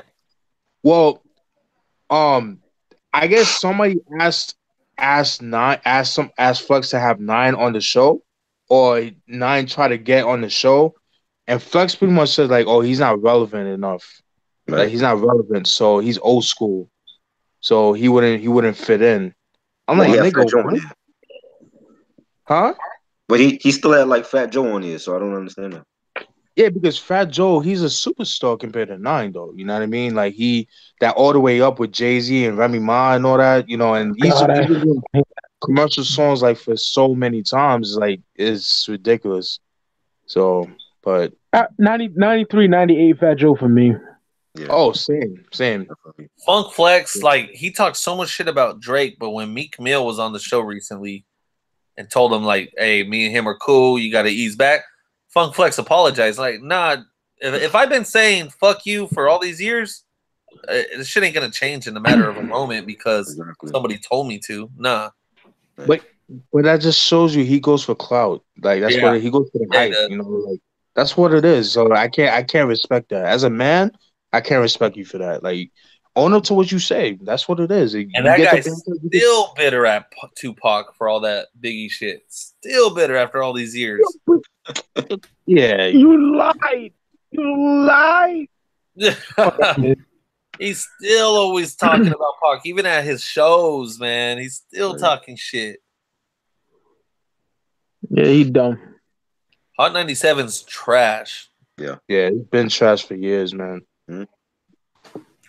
And on that note, I'm gonna go off. Thanks everyone for having me. All right, brother. No It's problem. good to have you on, man. Yeah, always a pleasure, man. I really appreciate it, and yeah, tons of fun as always. And I hope to be on here again soon. Hopefully, you Of can course, join us bro. when we like say all our top albums, man, for the year. I don't think I have that many, but yeah. Yeah, I'm with you on that, Ross, because like I've been so busy with other shit, so I Yeah. haven't really had a chance. But yeah, talk good, to you man. guys again soon. Shout out to everyone in the chat, and yeah, have a good one. All right, Peace, peace. Ross. Much love, my nigga. Peace. Yeah, man, I'm trying to get this top 10 together, and it's rough. It's rough right now, man, for me. Yeah, actually, guys, I'm about to head off too because I'm gonna get food, and then actually after that, I gotta start writing those notes for China door. I'm gonna get that Oh, prepared. God. Fucking Yeah, nightmare. so definitely wish me luck on that. Well, Yeah. Steven, I'm gonna be doing the same thing you're doing, so Yeah, and Chris, you're more than welcome to come. Oh You yeah, I'm know, gonna be up in there because I just want to be a part of that shit. Ricardo too. You could come, but I know you're a family man, so but Yeah, if man. you can, What time y'all doing that? you know, East Coast time is gonna be 11:30, so over there Yeah, it'll be I'll see 8:30 what's for up. you. I already Yeah. promised my kids I'd be the one cooking dinner tonight and Okay. watching some corny ass Christmas movie.